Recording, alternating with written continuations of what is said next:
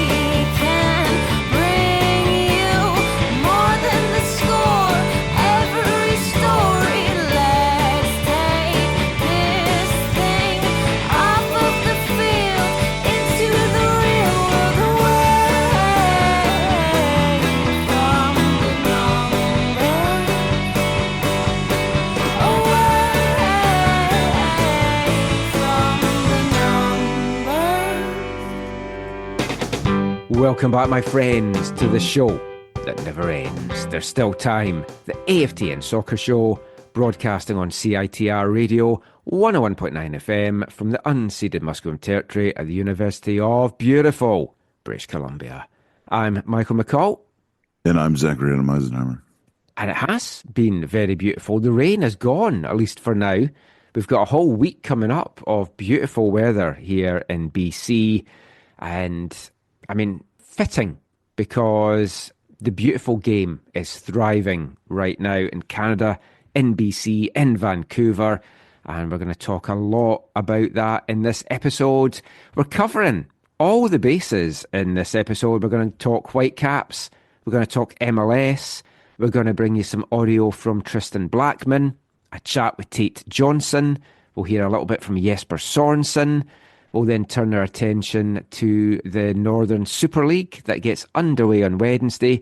We'll bring you a chat with Steph LeBay, fun segment with Quinn, chat with Janine Sonis, nee Becky. Then we'll turn our attention to the CPL. And then there's even going to be time to talk League 1 BC.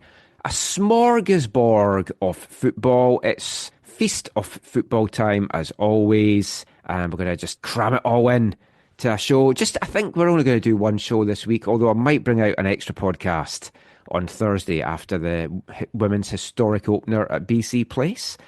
Before we get into all of that, how has your week been, Zach? I know it's been very busy. Yeah, very, very, very busy. Had a massive fundraiser today for going to Costa Rica this summer, which was very positive and encouraging. But very, very, so much going on. Oh, I mean, so much football. You were out in nice weather this weekend. I'm not worried about you getting pneumonia, more worried about you getting sunburn, I think. What a difference a week makes. Exactly. We'll talk about that in part 4. And next week I could have to endure snow to get to the game. Oh, yeah. Did you see there was tornadoes in Alberta? I'm not worried about that tornado so much, but I am concerned about the snow that they're forecasting, and that might alter my plans. I'm hoping it doesn't make me not go, but it might alter the ideal plan. Yeah. The weather is so weird, and we'll touch on weather stuff in the next part as well when we talk about MLS schedules and possibility of changing it and stuff like that. There was some interesting news. We'll start off by talking about some international stuff as well. The draw was finally made for this year's Gold Cup. We knew we were getting a game at BC Place. We've been waiting ages to see who it was going to be. Canada, drawn in Group B, alongside of Honduras, El Salvador and Curacao. Could have been Saudi Arabia. It had gone down to the wire. That would have been more interesting, I think, than Curacao. But the game at BC Place, Tuesday, June 17th, Canada hosting Honduras. 7:30 start at BC Place for that one. It's an interesting draw. I've got to say, and I feel bad for saying this, I struggle to get excited about the Gold Cup. Yeah, I mean, back in the day, and when there was it was every 2 years. I guess it still is every 2 years, but it was every 2 years, and it was like one was like not meaningful because you didn't qualify for the Confederations Cup, and then the other one was because you did. It was almost like the A Gold Cup and the B Gold Cup almost. Yeah. I can understand your lack of enthusiasm at the moment. And everyone listening to this knows you, Michael. And when it comes around, they know you're going to be excited for it, especially because one of them is in Vancouver. But yeah, although I am quite torn because they fall in between a couple of games at the Club World Cup in Seattle that I was planning on going down for. Because I was only going to go down for the first two games, and this is right in between the first two games. So now I'm having to think what I want to do about that. yeah, that is a conundrum for you. Yeah, I'm excited because Canada needs to play as many competitive matches as possible, and this tournament is the last opportunity to do that before hosting in 2026. I also I think we talked about before. I agree with you that I think every club want, like all the top, like Canada, US, Mexico, all wanted Saudi Arabia. I think solely for the test of playing a different non-CONCACAF team. Yeah. Obviously, we won't get into the geopolitical side of things, but I think if you're Pochettino, I think you're happy you've drawn the Saudis. Yeah. The other two games for Canada in the group stage as well will take place in Houston. At Shell Energy Stadium, Curacao and El Salvador. They're on the 21st and the 24th. It would have been nice to have just more than the one game here. I get why they don't, but it's like, I also don't think the US should host it constantly. I don't think that helps grow the game. No. But it wouldn't be in Mexico either. I mean, Canada, we don't really get to host a lot, so that would make some sense. But yeah, give it to some of these other countries. And I know they've maybe not got the infrastructure for TV and everything like that. Travel's a bit of a nightmare as well. I just hope we don't hear stories coming out of this that there's like visa issues for any players or various things like that as well. It is important as prep for just how this tournament goes ahead of the World Cup next year. And yeah, as you say, once it gets underway, I'll be a bit more excited about it. So yeah, I mean, that was the big international news this week. You sent me something this week that really caught my eye. I know it caught your eye because you put it in the rundown. Yeah. Yes, I don't even know how you found this. An Arsenal dating show. So I think someone sent it to me. I want to say my wife sent it to me. Someone sent it to me. Was that a hint? I think you should find somebody else. No, was it my wife? Who sent me that?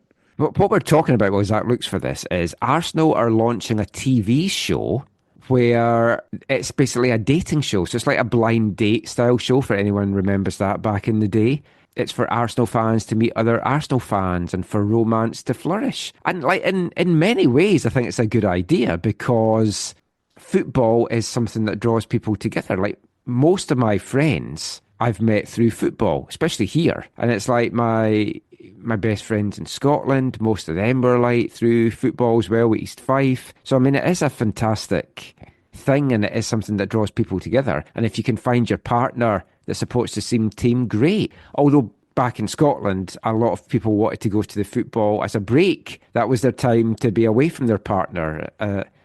Back in the olden days. So I think it's a bit different now. Actually, no, it was my buddy Flo. And he sent it with the message.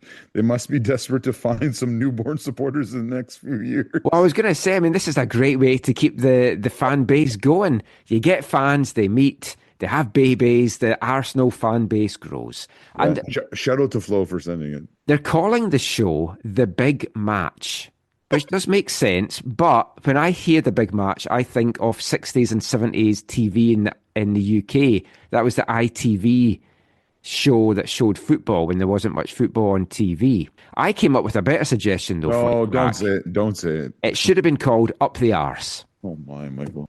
And that would have had a whole new lot of people applying for that, I think. But yeah, it's an interesting idea. Maybe the Whitecaps can do something like that as well. Folk often hear people here like I work with and stuff, and single folks say it's hard to meet people here in Vancouver. It's not a very friendly city. So maybe we could do a Whitecaps dating thing. Maybe we could do that on the show. Maybe we could expand. I could be Cilla Black. That's one for UK people from the 80s. But yeah, I mean, the Whitecaps are doing everything so well just now. I mean, why not launch a dating site? Why not? They got so many hits this year. They might hit with this. Yeah, and you could tie it around the players. Do you want to score like Brian White? Download the new Whitecaps dating app. Find the love of your life. Asterisk. clean sheets not guaranteed like Yohei Takaoka. Then we can fill BC Stadium every week with all our new population of fans as well. And that segue brings us on to the Whitecaps chat now. Oh, what a week it has been. My voice has started to come back after screaming so much at the Tristan Blackmon's goal on Wednesday. As I've put here, what a game, what a week, what a team. The Whitecaps are on fire just now. Mm-hmm. The fences are terrified, to paraphrase the song.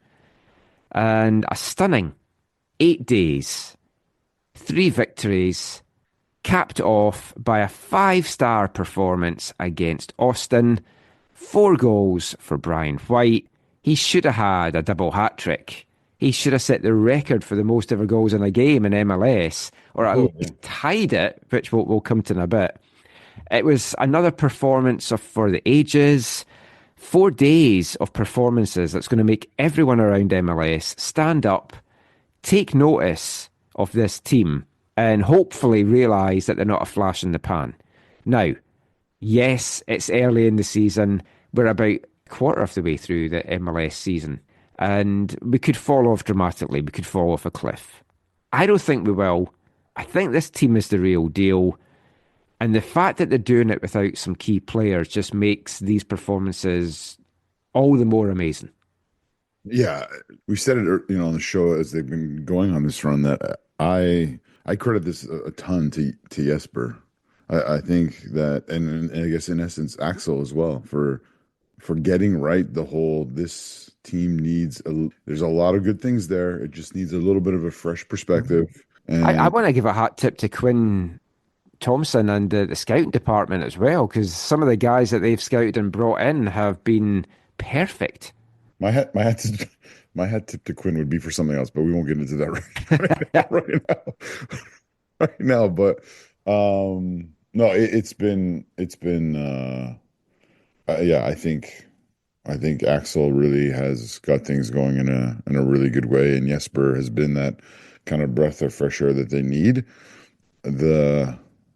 Like you say, it's only a quarter of the way through the season.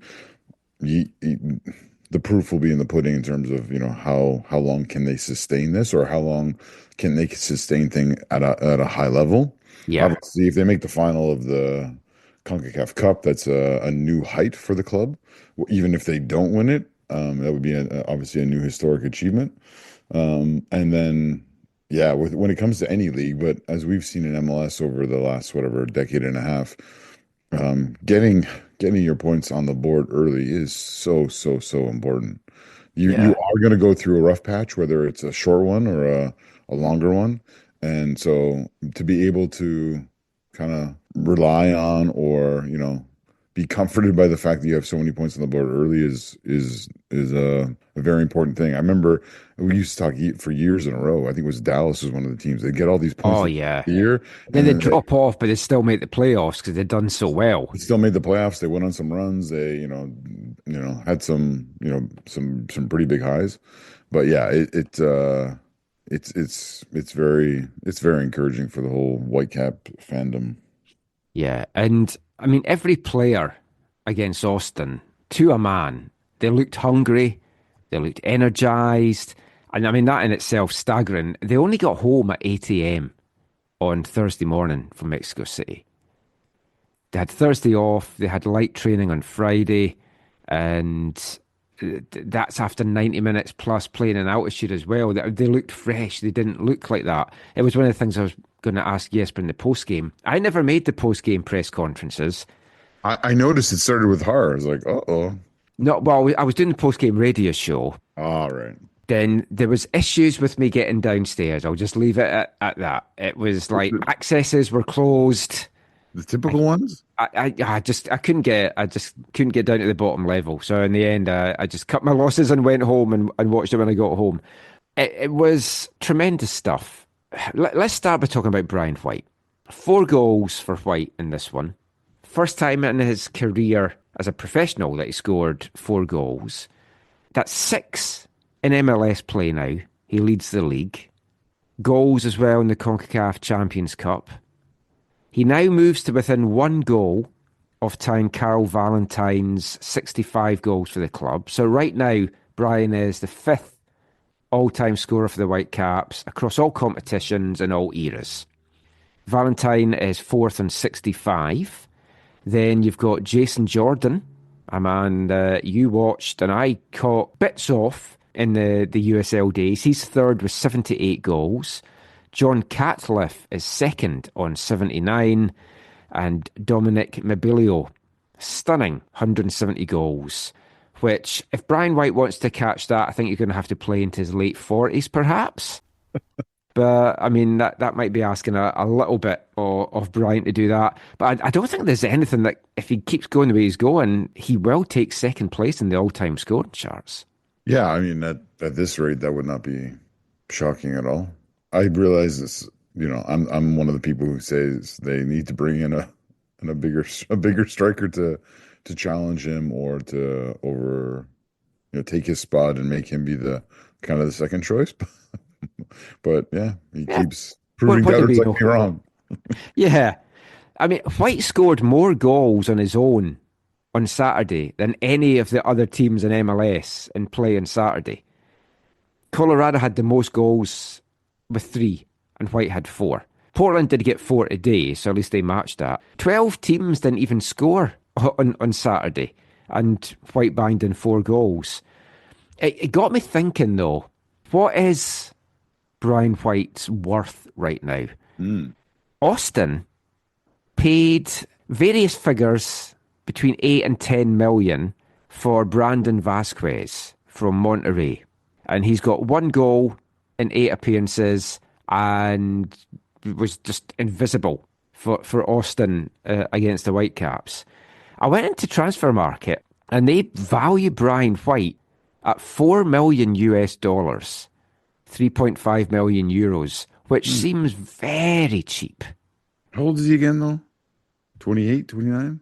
That's the bigger issue, I think, Michael. That, and it's the, he's American or he plays. Oh, he's 29 now, 29 in February. Yeah. So I think that's the reason why. And now, I'm not saying that those reasons totally validate the perspective, but I'm pretty sure that's the rationale. Well, Brandon Vasquez is 26 and he'll be 27 this year. So it's like just 2 years off. Yeah, but where did he come from again? Monterrey. Yeah, exactly. He came from Liga MX. Yeah, but he is just an American player like Brian White. So, I mean, if you can see that deal done, Columbus have just paid Philly $4 million with another 500,000 in the works for Daniel Gazdag, the Hungarian who scored 59 goals and 125 appearances for Philly. That was the big cash for player, the latest cash for player trade this week. So, I mean, you do wonder what somebody might offer the Whitecaps for White. And it was something I asked Axel in our pre-game round table, is like, does every player have a price if you received an offer that you can't refuse? So they don't want to sell them. But obviously, if someone came in with an offer you couldn't refuse, you'd have to at least look at it. Yeah. I was like so excited after the game. When I came home, I went onto Apple and I went through the MLS 360 because I wanted to see what they were saying about the goals as they went in. So I was watching that, and there was an interesting little tidbit that was revealed from Gio Savarese on the show. And I went and checked Twitter and other stuff, and I haven't heard this, and I haven't seen this anywhere. So Gio just let it slip. LAFC tried to buy Anders Kubis from the Whitecaps this off-season in a cash trade, and the Whitecaps said no. Good decision. Yeah, but that's interesting because that's never been out anywhere. Yeah. So it makes you wonder what other clubs have tried to buy players and it's just never been reported. So a nice little scoop there from Gio Savarese. But I mean, let's get into the game and the goals. Because there's so much, we won't delve too much into it. But scoring was opened in the 13th minute. Nice play on the right side from Edier Acampo, who's just going from strength to strength. I'm loving what he's bringing. Cross in, flicked upwards and onwards by Daniel Rios. Did he mean it? Did he just miscontrol it? Either way, it falls to White and he buries it. Kirk and I were talking about that. It obviously as you watch it, you're like, oh, that's a beautiful play.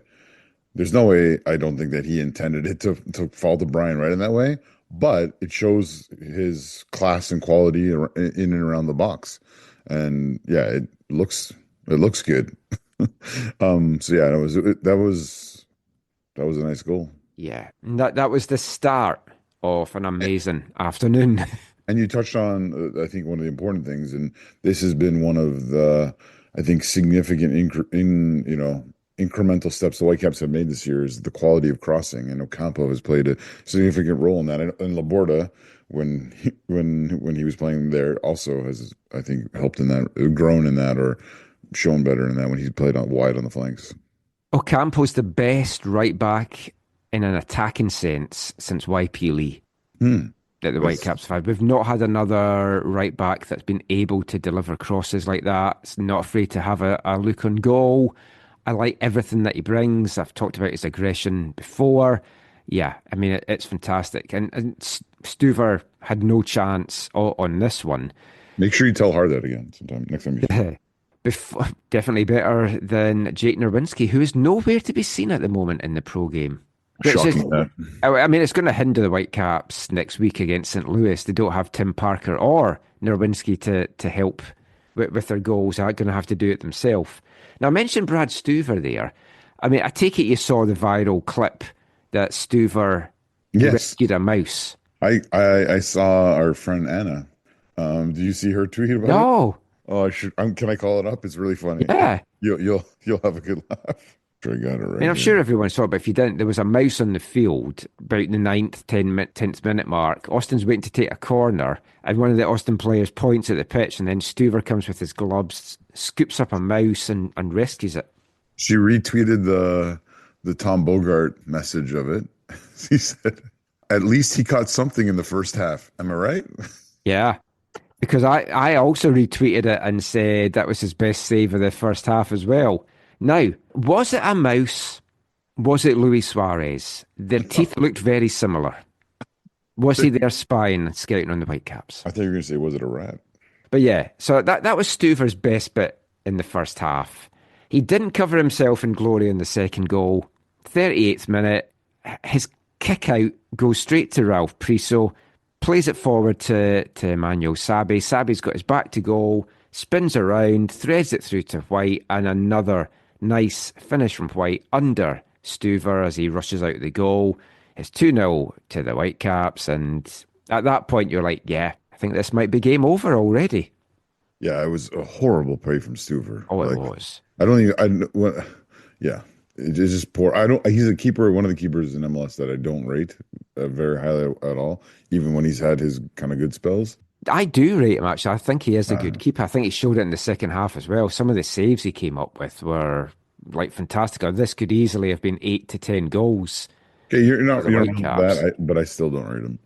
I mean, just in general, his saves, the post, offsides, missed penalties. I mean, this could have been even more embarrassing for Austin in the end. There was a spell towards the end of the first half when it was 2-0.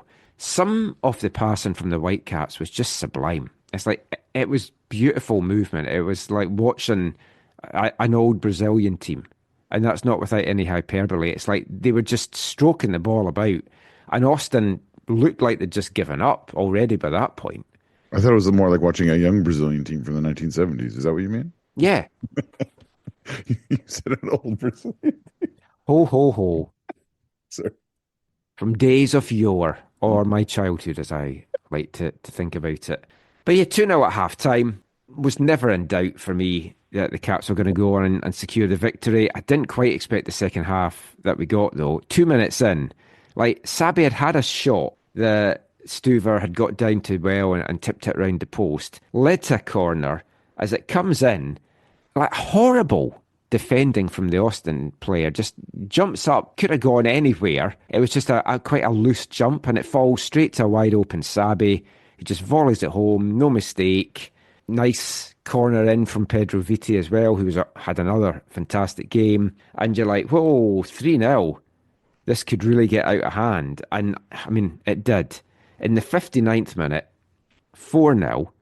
Ranko Veselinovic, who got the assist for this, which I think is fortunate because it cannoned off the post. But hey, MLS will just hand out assists like candy. Yeah, I also thought that was a dodgy.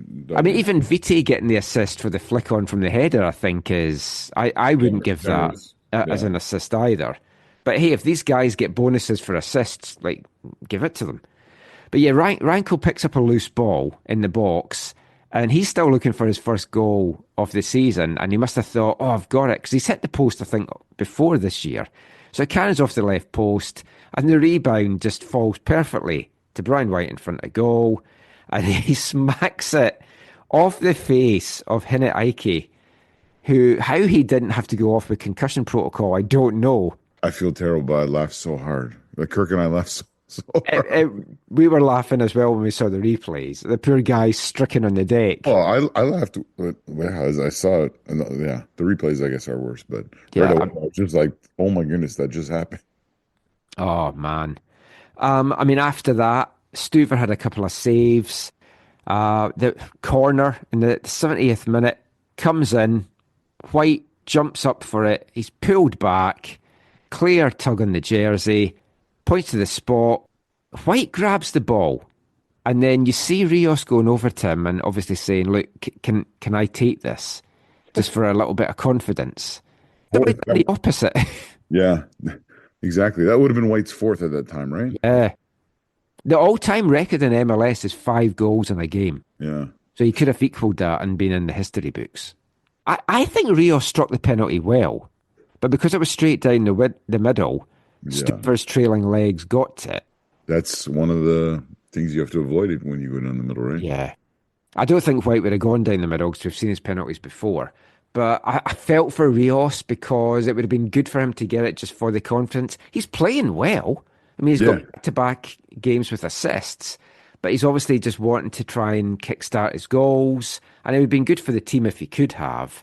But I just basically, as long as he doesn't let that play in his mind, that's the main thing. 76th minute, White does have the ball in the net again, but it's Bovalina comes back from an offside position. When I first saw it, I was like, he's not offside. But yeah, I think he did come from offside. It was nice to see Giuseppe Bovalina getting time on the pitch. I like him. I like what he brings.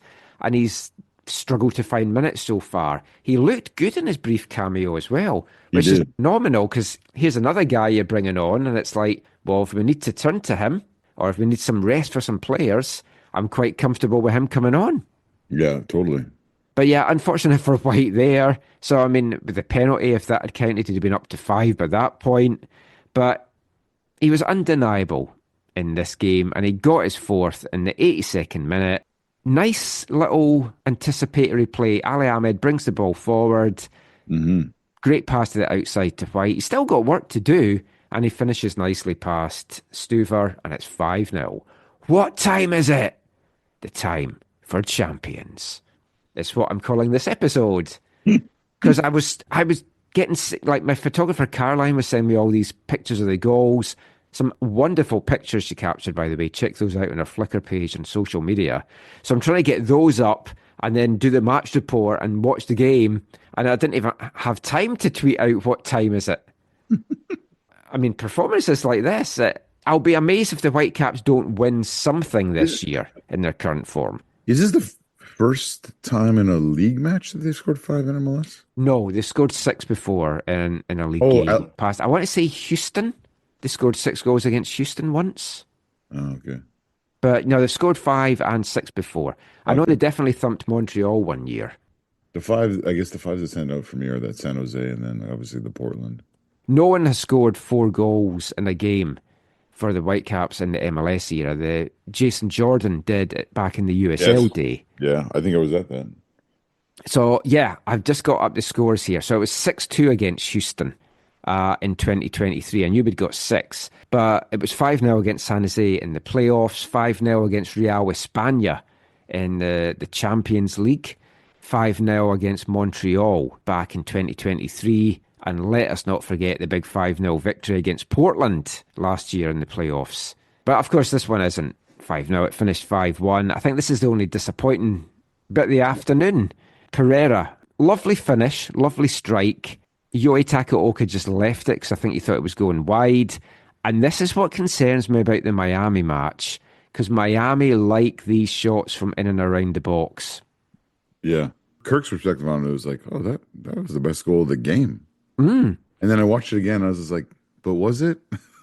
Because, yes, it was the best strike as it left his foot. One of the MLS Apple guys had said, that's the kind of goal that when you retire, you put on your highlight reel, but you block out the score at the top. That is funny. But it was a nice finish. Takaoka didn't look good in it. And like genuinely, that's the kind of shot like Messi takes and players like that. And it is a concern, these long range strikes. Yeah. I mean, I don't know that this exists, but we know it exists in other football countries around the world. But if MLS sides do get a bonus for clean sheets, I think there would be some very frustrated defenders or very frustrated players. Yeah, if their contract, like Yohi probably has a clean sheet clause in his contract. He just looked so frustrated at letting that in. He'd had nothing to do the whole afternoon, pretty much. I mean, Austin, I mean, they weren't great. Well, wasn't there a chance or two in the first half? Well, I mean, he was out quickly, like 4 minutes in. Yeah, maybe that's what I'm thinking of. Yeah, their designated player, Mirto Uzuni, was in on goal after Blackmon had kind of just not got the right weight on a header. This was another game. It was like Colorado. If Colorado had won last week, they'd have overtaken the Whitecaps. If Austin had won yesterday, they would have been level on points with the Whitecaps. Yeah, Kirk cannot believe that when I told him that. Mm-hmm. He's like, that's not true. And I was like, they'd only given up 3 goals all season. Yeah. Hey, did you also feel, maybe it's different in the stadium, but did you also feel like Austin's kit like blended in with the pitch, like almost like camouflaged, that green kind of? Not so much in the stadium. I could see that though with watching it back on the TV. Yeah. Austin were outshot 26-11. 11 on target for the Whitecaps to Austin's 4. And I mean, obviously Brian White takes all the plaudits, rightly so. This was a Brian White masterclass in what he does. He gets these chances and he buries them. Mm-hmm. Some other players I want to give big props to, like we mentioned, Ocampo. Really love what he's doing. Emmanuel Sabi, 2 goals in 2 games. He's got an assist as well. This looks a great find. Like when they signed him, you're looking at it and you're like, this could be one of these that could go either way. You don't know what he's going to do. He got that injury, obviously frustrating, but it's also lit a fire under him. And now you see him coming on like this, and teams are going to be like, whoa, don't want to go up against these guys, because it's like if Sabi's on fire, if Jaden Nelson is on fire after his hamstring, they've got pace to burn and to do a lot of damage out wide. Yeah, having both of them is game changing. Like when you have pace, that's not just pace, because obviously in the early era of the Whitecaps, time they had pace where we had Kikuta and Darren Mattocks, lots of pace, ball control, and football IQ. Not quite there. Yeah. This is different. Yeah. It looks like 2 guys that's gone over to Europe, honed their game, learned a lot, developed, come back to MLS, and are really showing what they can do. The only thing I fear about Michael is that are they players who will get like maybe found out in the league? Like they're just having that first big burst? Well, you've already maybe seen it with Nelson. Yeah. It's like he's getting closed down more, turning the ball over more. Now, Sabi's new to all these teams for scouting. They've got a very small sample size. Not so much now, and he's going to get heavily marked. But that's the thing. It's like if you heavily mark him, you give White space. If you heavily mark White, you give Sabi space. Rios, Nelson, Ali Ahmed, whoever else is in the attacking role. And then you've got Ocampo tearing up the wings as well on one side and Tate Johnson on the other. And we're going to hear from Tate Johnson in the next part. So, I mean, it's so exciting, this team right now. And we won't beat a dead horse with the stuff we've been saying in recent episodes, but even a guy like JC and Gando, he's just like playing out for skin just now. And he comes on as a sub and he's got all these nice touches and he just is looking a beast out there. And like in the last episode, I played the bit about Axel talking about still looking maybe in the transfer window. I mean, I still think we need a midfielder, but then who do you drop? If you're going with a three-man midfield, you're not going to drop Kubis, you're not going to drop Berhalter, you're not going to drop Pedro Vite if he's in the midfield role. So it's like, do we need to act on that just now? Very curious. Hopefully get a chance to ask Axel this. With the way the team's playing, top of the West, top of the Supporters' Shield, semi-finals of the Champions Cup, I wonder if Axel's getting phone calls now from agents and players going, I've kind of reconsidered. I'd maybe like to come to the Whitecaps and to MLS, or just players that they've not been in touch with going, hi, I'd be interested in coming to play with you guys. Then you can't help but wonder what a guy like Stuart Armstrong is thinking just now. Goes back over to the UK, has made 8 appearances for Sheffield Wednesday, no goals, no assists, just 2 wins for Wednesday in that time. I have to wonder, is he thinking maybe it was a little bit rash going home because he's lucky he's not getting involved in a relegation battle, never mind more than a promotion one. But there's going to be a lot of players thinking differently about the Whitecaps right now. Yeah, I think you could see some of that. I think maybe you mentioned this just a moment ago, Michael, but I think the bigger issue for Axel and Jesper is not wanting to upset the harmony and the balance that they currently have, right? So you can be going in a great way, and then you bring in a player or two or whatever to just try and augment it to take it to an even higher level, and then it messes up the chemistry or the balance in the locker room, or minutes wise. It's because like right now, it's 2 games a week most weeks. Yeah, that's going to die down in a little bit. So right now, a player, if he doesn't play one game, he knows he's going to be getting more minutes in the next game. So they're all happy, they're all harmonious, they're all fresh, they all know their role, they all know what to do. Mm-hmm. And it's like, okay, well, I got limited minutes today, but midweek I'll be on, I'll be starting that one, or I'll get a better run out. So yeah, that keeps everyone happy. And like Pedro Vite, it's going to be hard to keep hold of him if he keeps playing how he's playing, because someone's going to come in for him. Mm-hmm. And I really hope they're going to get this contract sorted out. Haven't had a chance to ask Axel about that yet, but I hope there's an offer on the table to him already. He could be a player who they extend and then shortly sell after. Oh, well, yeah. Yeah, like whether it's 6 months or even less. But something I noted when I was doing the post-game radio about Vite. Now, Vite this season is the Vite that we've been wanting to see, but we haven't. Is that because in previous seasons he's been playing beside Ryan Gauld, so he's not been free to express himself? Now he's that man, and the real Pedro Vite's coming out. I think that's part of it, but I don't think it's the whole picture. I think it has been like a maturing process, a settling process, a kind of all those kind of things mixed together, where now he is able to play his best football. I think the being maybe a bigger focal point in terms of creative attack doesn't hurt him at all, because I think lots of his other settings, that's been what he's been asked to do. But then we also talked about, I think last week, another part of that actually is another one of those things that's boosted him is playing national team, playing for the national team, and playing next to Moises Caicedo next to him, and all that just helps you grow. Oh, absolutely. Well, Whitecaps flying just now, and you can watch Jesper Sorensen's post-game presser on the Whitecaps website and all their social media. But I want to bring you some audio, just a little bit of audio from the Austin side after the match. Head coach Nico Estevez, just bringing you a couple of questions that were put to him, and then we'll unpack a little bit of what he had to say.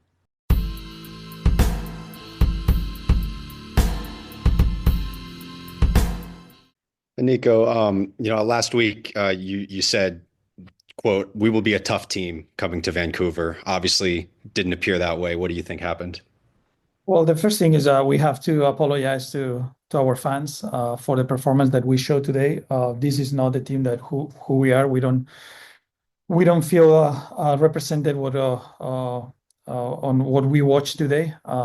We were like no recognizable team today, and then we have to apologize because this can happen, and I'm the responsible of that, and I'll take the blame of that, and I have to do a better job to make sure that the players know how difficult it is to play here, and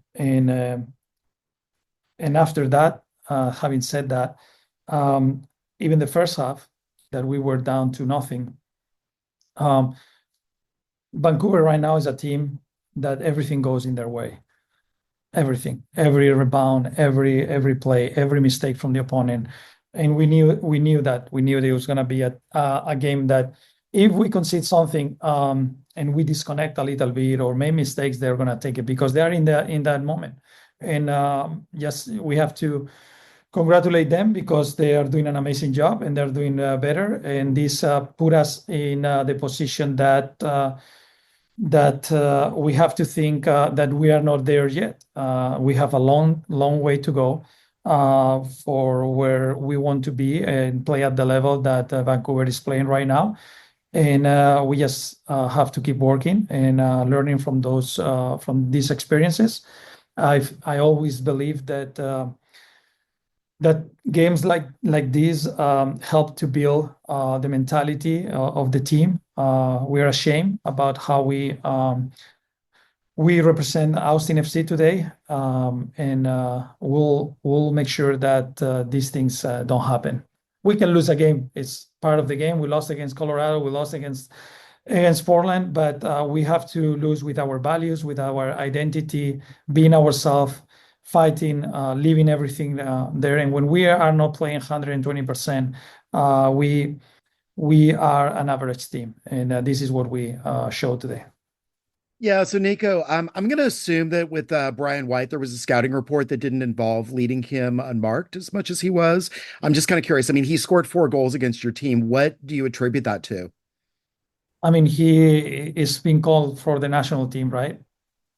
He's a good striker, probably one of the best strikers that we have in the league, one of the best American strikers.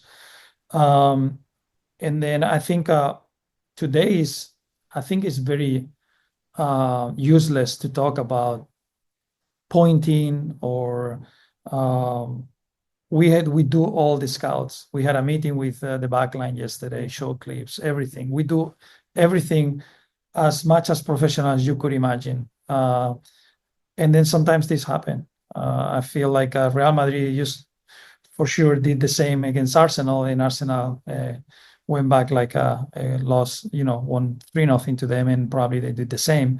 And then this happened in the game, and we just had a game that we weren't ourselves against a team that everything goes in their way.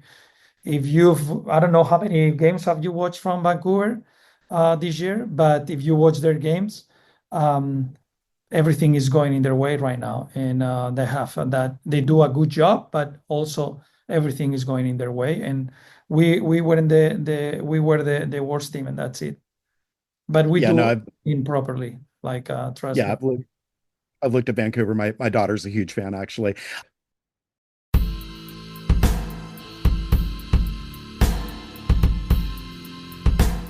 Austin head coach Nico Estevez there, and said he's ashamed at how the team represented Austin FC in that match. I didn't like some of his comments, and I didn't include them all in this, but one of them here, he's like, Vancouver is a team right now that everything goes in their way. Everything. Every rebound, every play, every mistake by the opponent, and we knew that. So it's not giving the Whitecaps credit. It's just they're getting all the breaks, everything's going their way just now. I think that does a little bit of a disservice as to just how well the Whitecaps are playing. You can only play what's in front of you, right? Hmm? And so I think one of the breaks they got was they were playing Austin FC. Yes. But you still have to take your opportunities. Totally. Yeah, totally. I just thought... all joking aside, like you and I were talking about this before we started recording, and as much as there were a few individual errors, that at least one, that Stewart kick out, that was awful. It was mostly just the Whitecaps being dominant and that much better. This was not a case of like, oh, the Whitecaps beat a really bad team who was in bad form and didn't perform on the day. No, the Whitecaps just were way better than them, and they were only 3 points behind them. Yeah. So, They want the ball this year. When they lose the ball, they want it back. They're really, really playing some nice stuff. And I don't think they're getting all the credit. Like, they are in a number of areas. I was watching something else, and the person was saying, well, they're getting all the luck right now, but that luck will run out.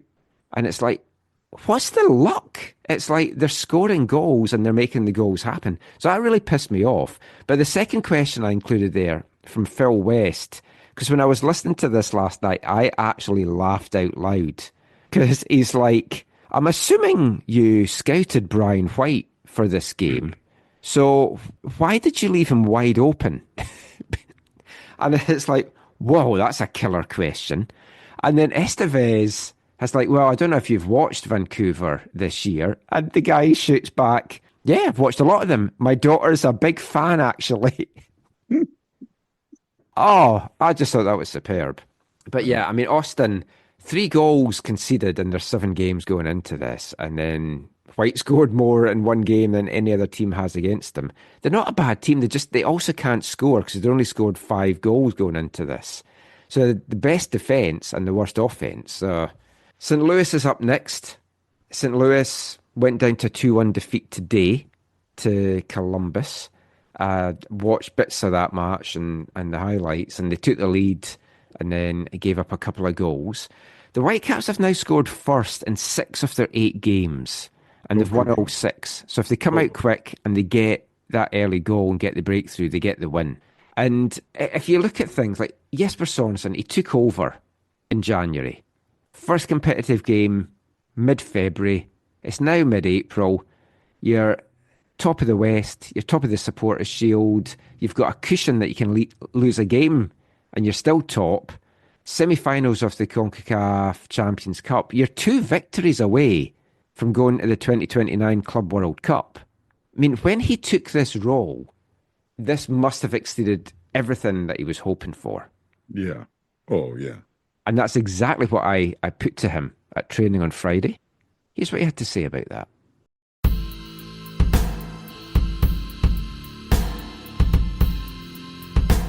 You took over in January. The competitive season's not even 2 months old. Yeah. When you came here, Yeah. could this have gone as well as it has done in your mind? It's a new environment, a new league. I mean, what were you expecting? What are you thinking now?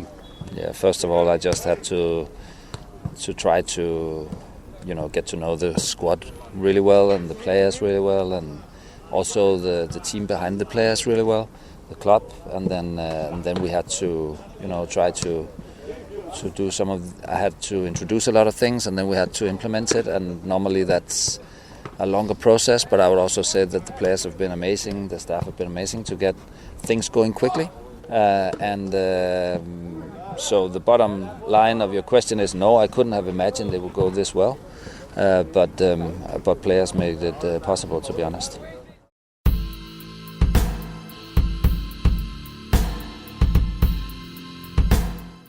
I mean, Jesper, very honest there. This does exceed what he could have hoped for. Like, he's gone to a new country, a new league. What also has to be remembered is he initially wasn't the first choice for the Whitecaps here. What? And when the Whitecaps were looking for a head coach, he was still the head coach at Brøndby. And it was only after he got fired that he then applied for this. Mm-hmm. So it's like, if things hadn't worked out the way that they have, he would never have been here. He could have won a couple of games, not been let go by Brøndby, and who knows who we would have had here. This is the part of the show where I say Stefan Baumgartner got a very good goalless away draw at Leverkusen this weekend, which was very helpful for me because Bayern was only at a 2-2 draw in the quote unquote Der Klassiker against Dortmund. So. Oh. I mean, Baumgartner, when he was linked with the job, we're all like, oh, that'd be a great appointment. And now it's like, I'm quite happy with Jesper Sorensen.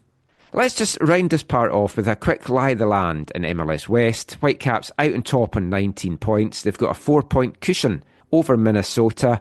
TFC did the Whitecaps a big favour in a 0-0 draw with Minnesota. TFC still looking for their first victory. 4 draws, that's got them 4 points. They're still second bottom of the East. Montreal still rock bottom.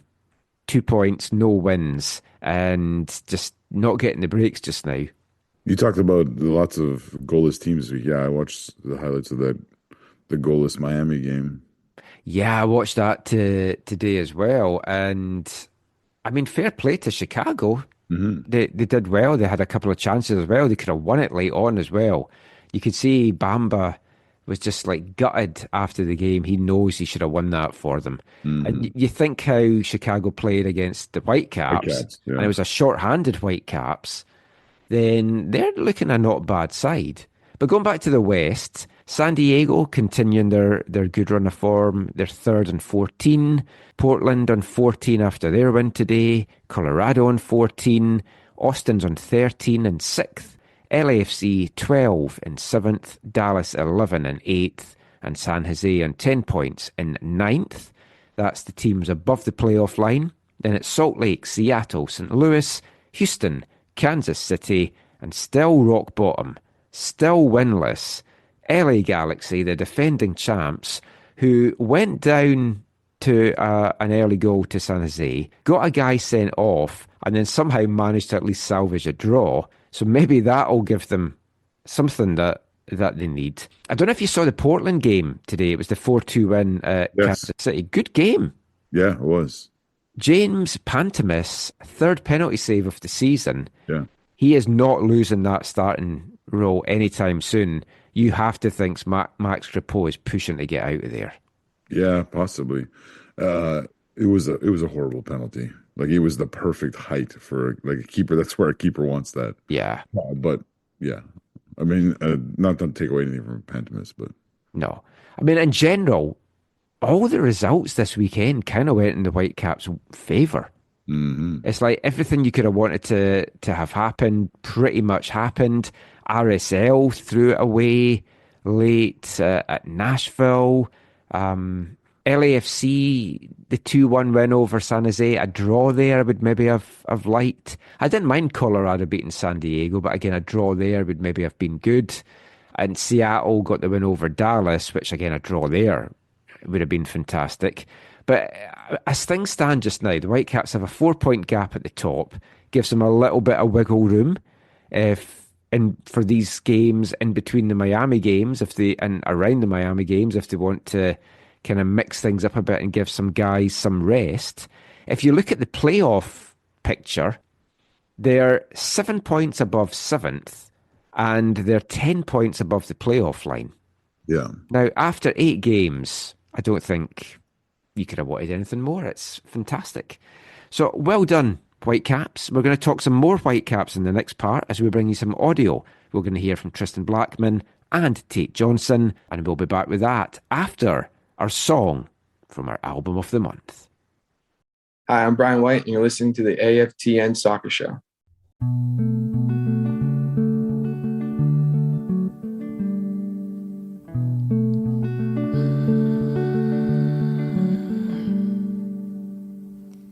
I'm scared of the light, and I'm scared of the dark. I'm scared of you when you open your arms. I don't want to know what it feels like to watch me leave. Standing on the back porch of our apartment, screaming. I've never known a love that is good, but now I think I could find something beautiful. I feel it inside. I'm scared of white columns. I'm scared of that house. I'm scared of Rebecca, her bra on the couch. I don't want to know what it feels like to watch me leave. Standing on the back porch of our apartment, screaming. I wrote you this song, but it's a lie.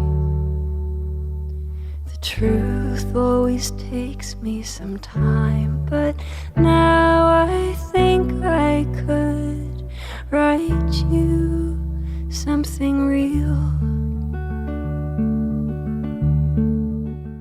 Welcome back to the AFTN Soccer Show on CITR Radio 101.9 FM. And kicking off this part, it's our song this episode from our album of the month. The album in question is from Brooklyn-based folk singer-songwriter Camille Schmid.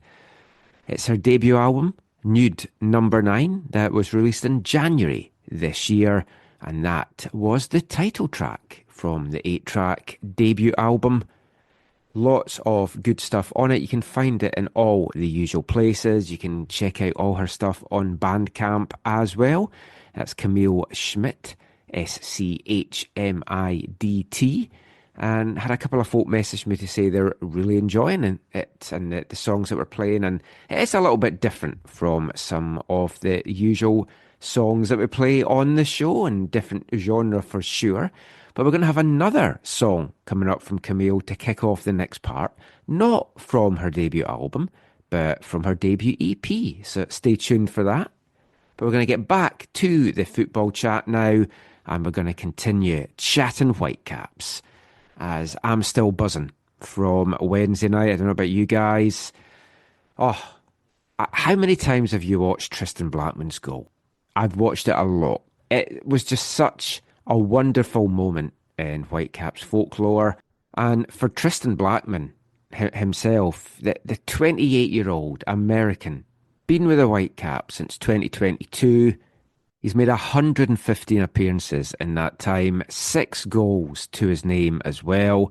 And, I mean, if you're talking about Whitecaps folklore, Tristan Blackmon has very much written himself into it. He scored a cup-winning penalty that won the Voyageurs Cup. That goal in Mexico City on Wednesday night will long live in the memories of Whitecaps fans. And who knows how big a goal that is and where that goal ends up taking the Whitecaps as well. And it's been great for Tristan. Had a very up and down 2024. Some injuries in there.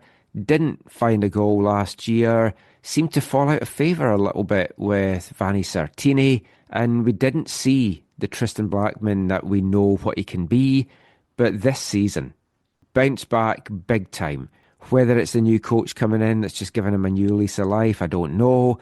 The partnership that he forms with Ranko Veselinovic, the two of them are great friends off the pitch. If you listen to our chat with Tristan back in the pre-season down in Spain, he was talking about the relationship that they've got off it and how that's important, and then they bring that onto the pitch. And the understanding that they've got is just fantastic. So it was great to see Tristan rewarded with that goal. Definitely a Whitecaps hero. And when we first spoke to Tristan way back when he first came to the Whitecaps, we talked about how he was one of those strikers turned defender. He grew up playing youth football as a forward, went into college with Pacific Tigers as a forward before transitioning into the defence. And I think he channeled every part of that former striker in him to finish that one on Wednesday night against Pumas. So naturally, everyone was wanting to speak to Tristan after the match on Wednesday, but we couldn't because he was randomly selected for a drug test. Probably the drug testers watching that and going, how on earth has a centre-back got a finish like that? Hey, we need to test that guy. Thankfully, all clear. Obviously, never in doubt. But yeah, Tristan wasn't able to speak to media on Wednesday after that. So a few of us assembled up at UBC for training on Friday. And some of you might have seen this video on the Whitecaps social media channels, but I wanted to bring it to you in the podcast as well. Just a couple of questions from myself and Gemma, and just about Tristan, that goal, what it means to him, and a lot more. Here's Tiki.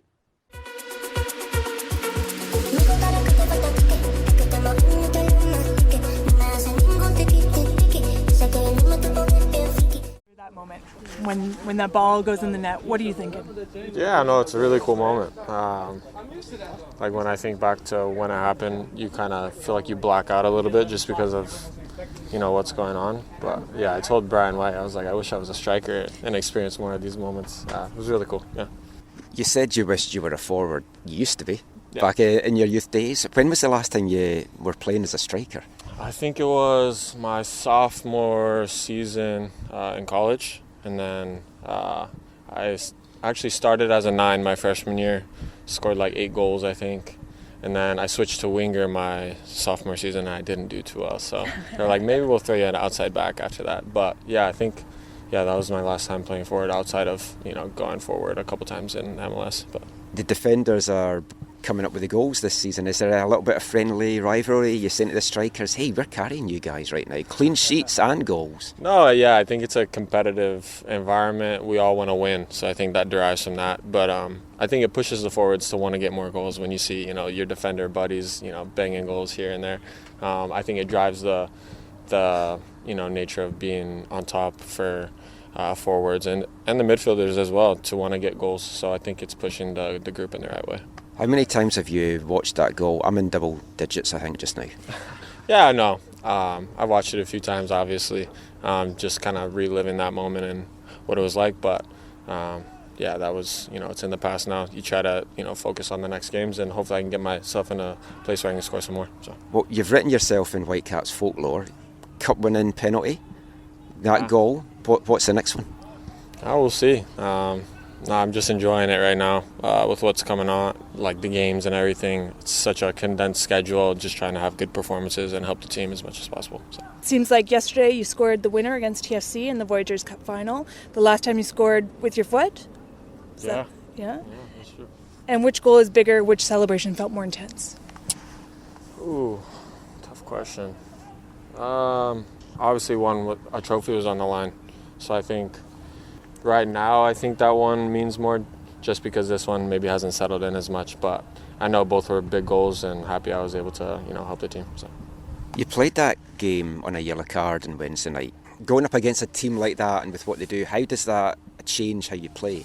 Yeah, definitely have to be aware. We had a meeting in the morning and figured out, what the ramifications were if, we were to get a yellow. I think a few of us were on one from the first game. So definitely had to, pull back a little bit on the the aggression in the game. Just tried to pick moments and not really put myself in too much trouble. But yeah, it's difficult when you go in and there's potential for you to miss games. But happy that I think that resets now going into the next game. So happy about that. Yeah.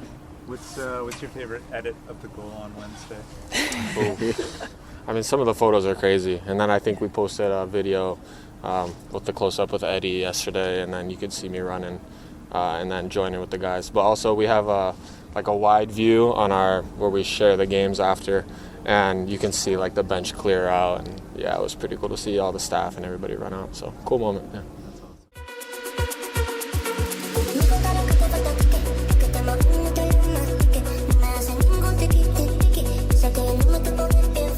Tristan Blackmon there, and he has proved to be such an important player for the Whitecaps this season. 13 different players have found the back of the net for the Whitecaps this year. That's across all competitions. 6 of those 13 are defenders, including Tristan with his 2 goals this year so far. One in MLS play and that one in the Champions Cup. And another player who has found himself on the score sheet early, not just in his Whitecaps career, but in his pro career as well, is 19-year-old rookie, drafted in last year's MLS Super Draft, Tate Johnson. 1 goal from his 9 appearances across all competitions. And Tate has really grown into a professional footballer before our very eyes. And I spoke before, he's not your typical kind of rookie. Yes, he was drafted after having just 1 year in college with the North Carolina Tar Heels. But before that, he has spent time in the pro ranks with Tampa Bay Rowdies in the USL Championship and Crown Legacy, Charlotte's MLS Next Pro team. And he played from 2022 to 2024 in that environment before going to college with the Tar Heels. And it shows on the pitch. He doesn't look like a 19-year-old. He doesn't look like a rookie. He's going up against some top players in the league. He's about to be going up against a plethora of world-class talent against Miami as well. And with the injuries to Sam Arakugbe, Matthias Laborda, he's probably found himself with a lot more playing time than he even thought he was going to get coming into his first season in the league. Now, got a chance to chat with Tate at Whitecaps training on Friday, but before we hear from him, I also asked Jesper Sorensen just what has he made of Tate Johnson so far in his rookie season.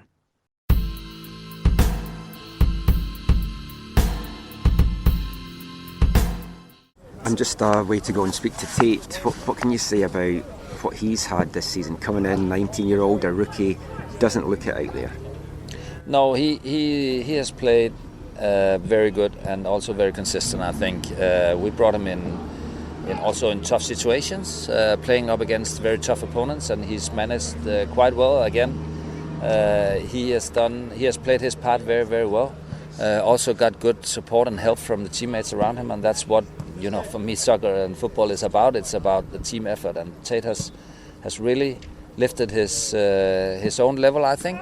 But also, had a good understanding of what his role has been so far and built from that. And I think that he has really done incredibly well.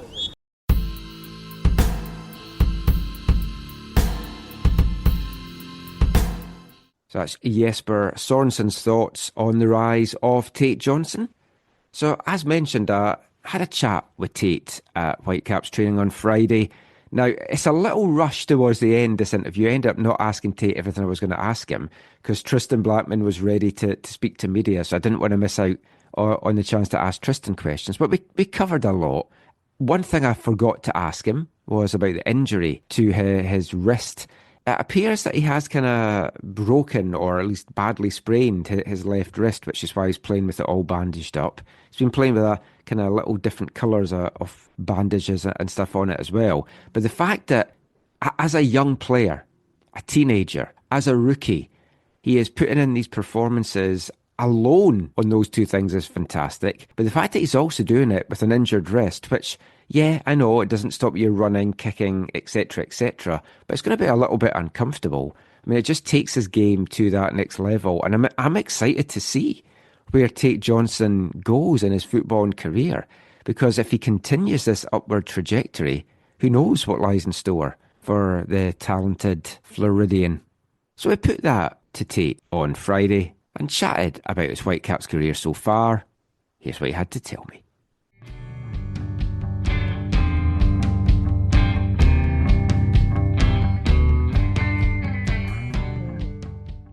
So, Tate, beautiful sunny day here in Vancouver. Team's playing well. How is life for you in Vancouver at the moment? Yeah, it's been good. The weather obviously heating up a little bit, so that's been nice. But yeah, it's been good. Just glad to be out here.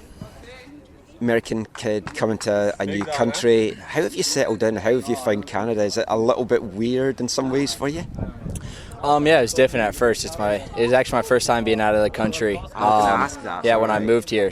But it's been good. I've settled in well, so I've really liked it in Vancouver. The weather's getting nicer, obviously, now too. So it's been great. Yeah, I'm sure everyone told you it does get nice here, and it does. It doesn't always rain, but it kind of mostly does. When you were drafted by Vancouver, coach had gone. The team last year was up and down. What were you expecting, and how has it kind of been being here? Yeah, I was just excited. Obviously, I was really grateful for Vancouver to give me an opportunity and to draft me. So, yeah, it was something I was just looking forward to, coming in pretty open-minded. Yeah, I've been really enjoying it. I think, obviously, we've been doing well, which helps. But we have such a great group of guys and such a great coaching staff that I think it's been really easy for me to kind of just learn and have such a good group of guys around me that it's helped me kind of mingle in well and fit in well. I think it was when I was talking to Sebastian at the start of the season, he had mentioned when you came in, Ryan Gold had taken you under his wing, you were his boy. Did that help with the integration, like the captains making you at home? And everyone talks about what a good locker room it is here. Yeah, I think that's kind of what's so special here, is we have such a great group of guys. Yeah, I think everyone just gets along so well, and I think you can see that translate onto the field. So I think that's definitely been a big part of our success. You're officially a rookie in MLS terms, but I think the best compliment anyone can give you is you don't look like a rookie out there, you don't look like a 19-year-old out there. You look so confident. Has it been seamless making this jump? Yeah, I would say honestly I've just been trying to control what I can control. Just been taking my opportunities when I've been given them, and just trying to work hard in training and implement, obviously in preseason in Spain, and since we've been in Vancouver, just implement what the staff has been wanting and stuff. So I think it's been good, and I've been really enjoying it. Well, the opportunities are coming thick and fast. You've kind of been thrown into it with all the injuries. Did that help, just getting the early start, getting the assists and everything that you've done so far? Did it calm any nerves that you had? Yeah, I would say it was good. I think just the momentum that the team has right now has been really good for the group, and I just think how the guys have kind of taken me under their wing. I think that really helps a lot. Is when you kind of can earn their respect. Yeah, I think that's big, and I'm really happy with how we've been doing. And you've been going up against some really top players, like even the TFC game, Bernadeschi, and you handled him with ease. Now you've got a face-off with Messi coming and Suarez and all these top talents. How exciting is that for you as a young player to get the opportunity so early in your career to face off with guys like this? Yeah, I think it's exciting. Obviously, playing in college last year is a big difference than now playing against some big-name guys. But yeah, I found it really good and really exciting to be able to be on the field with them and compete against those type of guys. Let's talk about Wednesday night. My voice is still kind of gone from yelling when that goal went in. What were the emotions like on the pitch when Tristan got that? Yeah, it was unreal. Obviously, being in an atmosphere like that in Mexico, the fans, yeah, it was unreal. Probably the coolest game winner I've ever been a part of. So definitely a really cool experience, and I'm happy for Tristan to be able to get the goal for us. And like the defenders are doing it this year. It's like so many have got the goals. When you look at that, is there any sort of like friendly rivalry? The defenders saying, "Oh, the forwards, hey, we're doing all the goal scoring." Just yeah, I wouldn't say so. I would just say everyone's kind of just been doing what they can, but I think it's been good for the defenders to kind of put some pressure on the strikers to keep scoring and stuff. So it's been good. Now, just looking at goals for the season, just getting as much minutes, but the starting spot is yours just now, and you obviously can't control what's happening with that, but if you keep doing what you're doing, you're going to get more eyes on you. US national team, under-23 team, like, is that a dream for you? The Olympics next time out is in LA. I think you'd still be eligible for the 2028 squad with your age. Is that something you allow yourself to think about? Yeah, I try not to think about it too much, but obviously that's a future goal of mine. That's something that I've always dreamed of and worked at. So, yeah, it's something that I'm kind of just focusing on game by game right now and trying to improve as much as I can. But, yeah, definitely a future goal at some point. Thanks. Been a pleasure watching you, man. You're doing superb. Thank you. Cheers.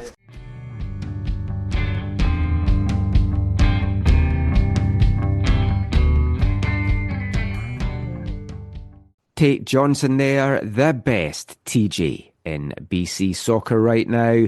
And yeah, who knows what the future holds in store from him. You've got to think that with performances like he's putting in, he's definitely going to be in the mix for that US under-23 team.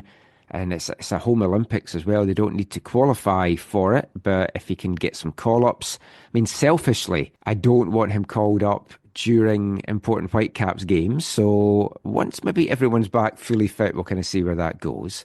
But yeah, quick chat with Tate there. As I mentioned, a little bit rushed towards the end because I was waiting to dash off to speak to Tristan Blackmon. But we did have time to ask the all-important question to any new Whitecap.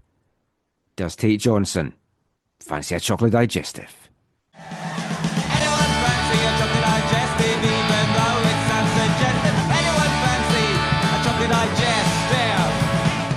You're sitting at home, morning, mid-afternoon, you want a hot drink. Do you go for a tea, a coffee or something else? I go for a coffee. Yeah, I'm a coffee guy. I've been exploring Vancouver a little bit, had some good coffee shops around where I'm at, so big coffee guy. Do you have a sweet tooth? Do you like to get a sweet treat with your drinks? Yeah, occasionally. I'm on a little diet right now, but yeah, occasionally I'll do like a little muffin or something. Oh, nice, interesting. Yeah. Anyone fancy a chocolate digestive? Anyone fancy a chocolate digestive?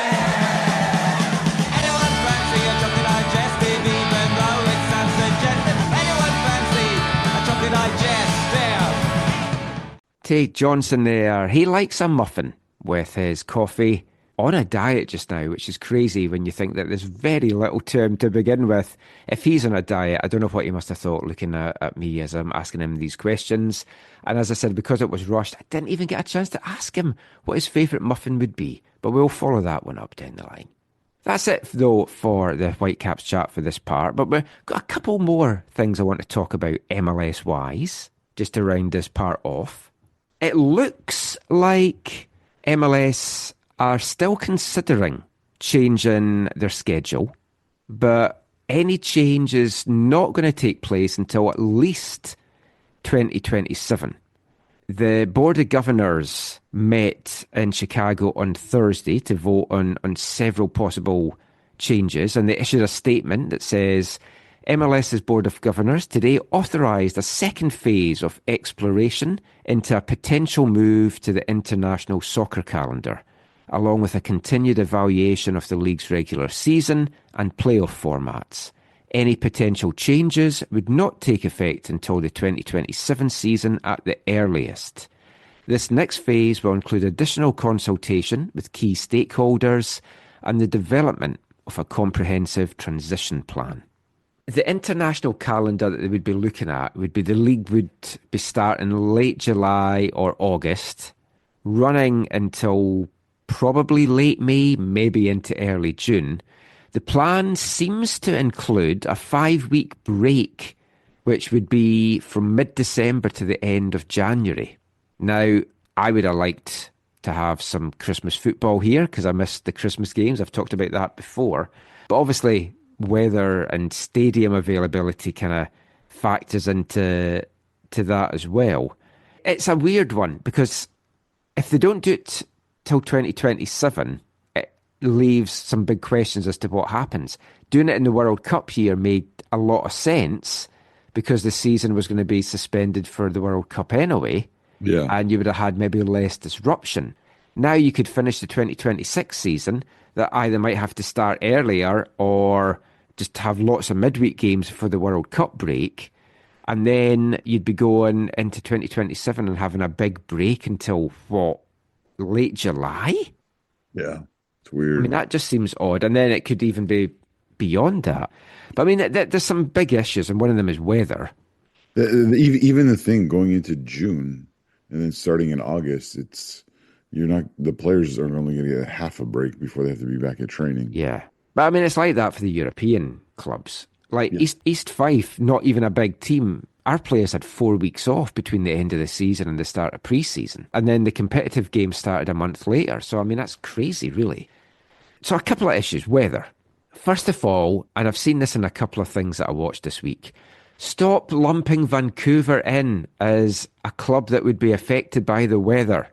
We have a roof. Even if they build their own stadium, BC Place would be available. We can play in a winter schedule. It also is not very snowy here and cold. There is no problems in playing winter games in Vancouver. That is why the VMSL and the Fraser Valley League and the VISL have winter seasons. We are not a cold weather team. Really annoys me that folk just don't understand. It's like folk in Scotland when I was moving here were like, oh, it's freezing though in Canada. It's like, it's not in Vancouver. Yeah. Yeah. It's a bit of a just misunderstanding of geography. Yeah. But there are teams that are heavily affected. Toronto, Montreal, like Cincinnati, Chicago, New England. Like you see all the weather in the news that this past couple of months, and it's like, how can they have a winter season? They need undersoil heating. They would need to have roofs. But even if the pitch is playable, you've got to think of player safety, but you've also got to think of fan comfort. Yeah. Like, the biggest complaint in Scotland, which there's been pushes in years in Scotland to have summer football, is it's not fun watching games in the winter. Mm-hmm. The amount of games watching East Fife where I've lost feeling in my toes over the years. Yeah, and obviously, Michael, this group of people, the MLS owners, are weighing up all these things, right? Yeah. They're weighing up the pros and the cons and seeing where they can, not lose as much money or make more money here or whatever, and that's ultimately what they're going to choose. That's what it's going to come down to. Oh yeah, but there is also some stadium issues as well for some clubs that share with NFL stadiums. Yeah. The advantage, though, is you're finishing your season when the NFL isn't on, as opposed to finishing it right now when it is on. Hopefully they can also then work out not to have a massive break in the middle of the playoffs that we've spoken about for years, just kills the enthusiasm of it. Yeah. There's still no way around that. It looks the way that everything goes because of the November international break. So, there are big pluses, but as someone that's experienced winter football for years, summer football is the way to go. And other leagues should be looking to change to that as opposed to MLS changing to their schedule, is how I look at it. But it would also make transfer windows and everything more aligned. I think there's a lot of work still to do in that and a lot of talking still to do. Let us know what you think. Would you want to see a change in the schedule? Let us know in all the usual places. That is it for the MLS chat.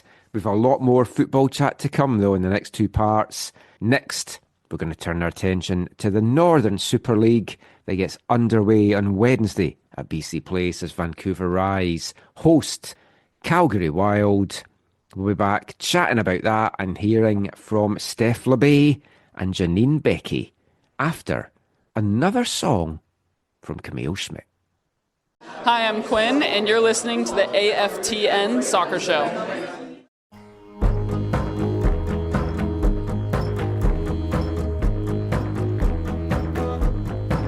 It's so easy to ruin what you like by showing it to people. It's so easy to mistake what you like for what they like. It's so easy. I once loved you all alone in my room, and then I brought you out into the night too soon, and you looked blue under the January moon. Although I knew you weren't blue, you weren't blue, you weren't blue, you were just you. Now I can't love you. I have seen you dressed in blue. No, I can't love you.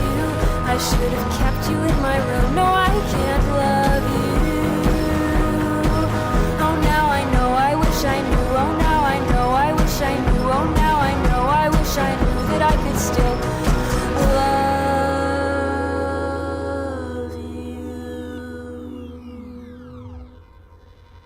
Fake out endings.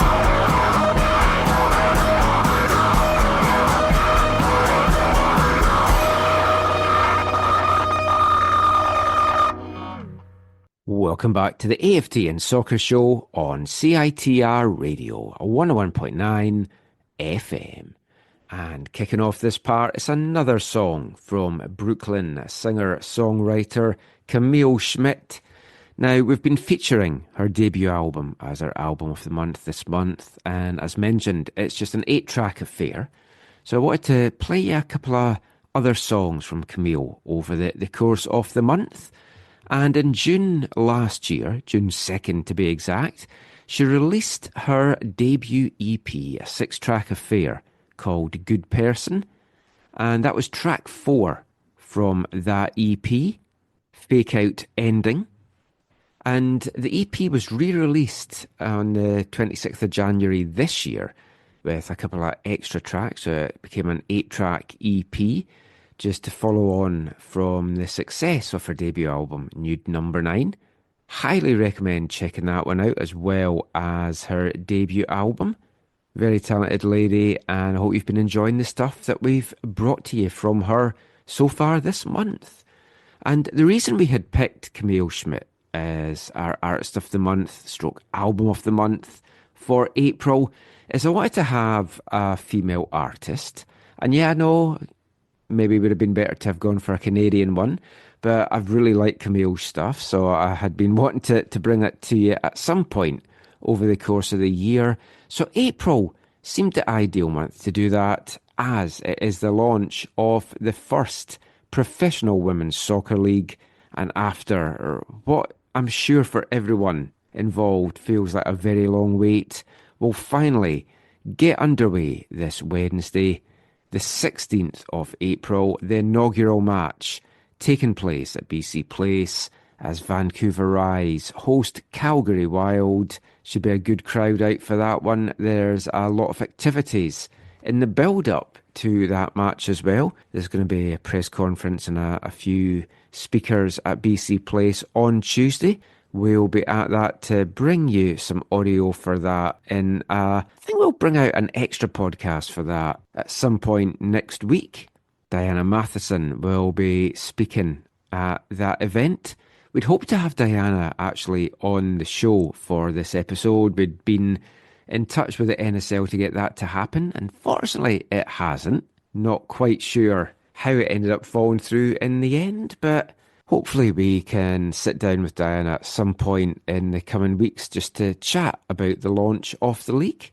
But we have got some NSL coverage for you in this part, and we're going to kick things off with an interview myself, Har and Gemma from the Canadian Press did with Rise sporting director Steph LeBay a couple of weeks ago, just before she went off on maternity leave, just to chat about getting this team off the ground here in Vancouver, what this league means to women's soccer in the country, and just how hard it's been to juggle being pregnant with twins and launching a new football team in a new football league.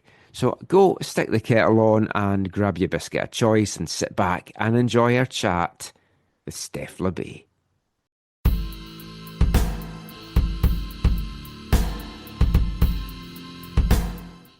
How are you feeling about where the team's at right now? Yeah, I think just to start to see the personalities come out, the characters, all those kind of on-field relationships starting to form. It's really fantastic for me now just to get to kind of sit back and see them play and see all this hard work come into fruition. You know, we've been sitting behind computers, sitting on cell phones, talking to people for so long. So to now actually see some soccer and see it all start to come together, it's a really special moment. And before even the sitting on computers and the sitting on cell phones, this is something you've worked for a long time. What does it feel like for you?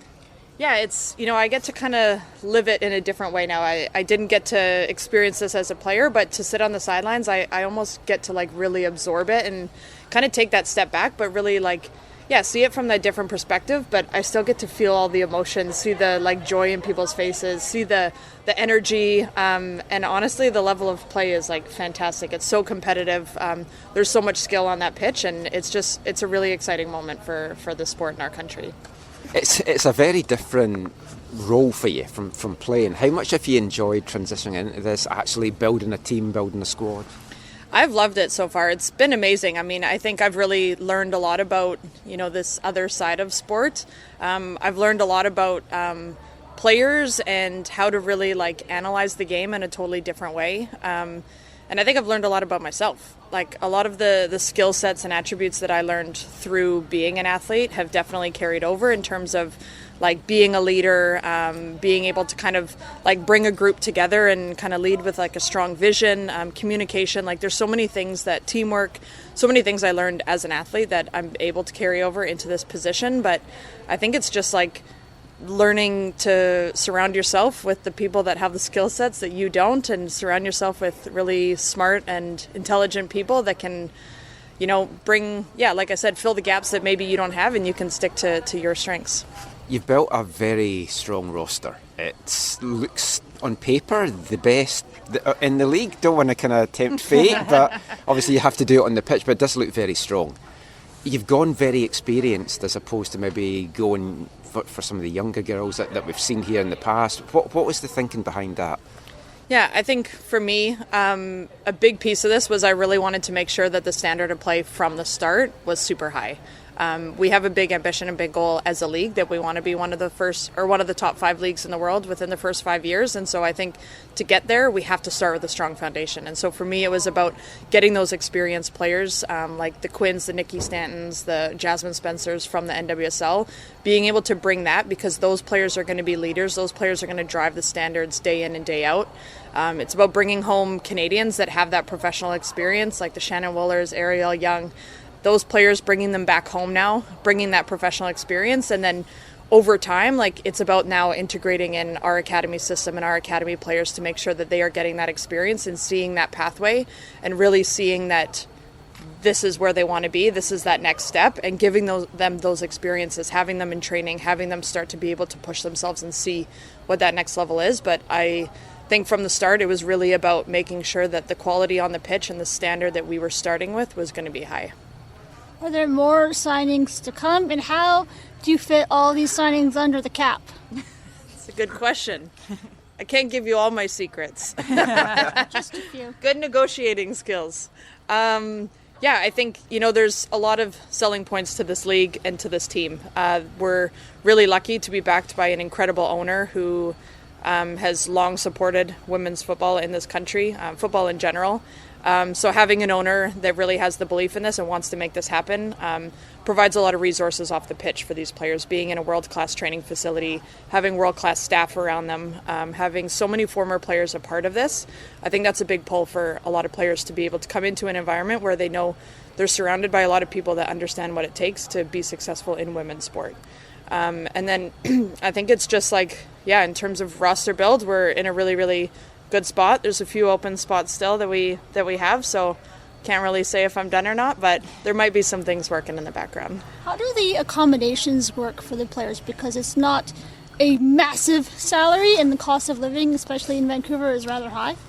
Yeah, so the way that we have it worked out is we have a separate cap that goes towards housing and transportation, so we have an extra set of money that we can use to help put towards the players to support them in their living arrangements. But for sure, across the country, there's different challenges in different markets, and that's one of the biggest challenges in this market. But at the same time, it's probably the most beautiful city to live in, so some people will take that.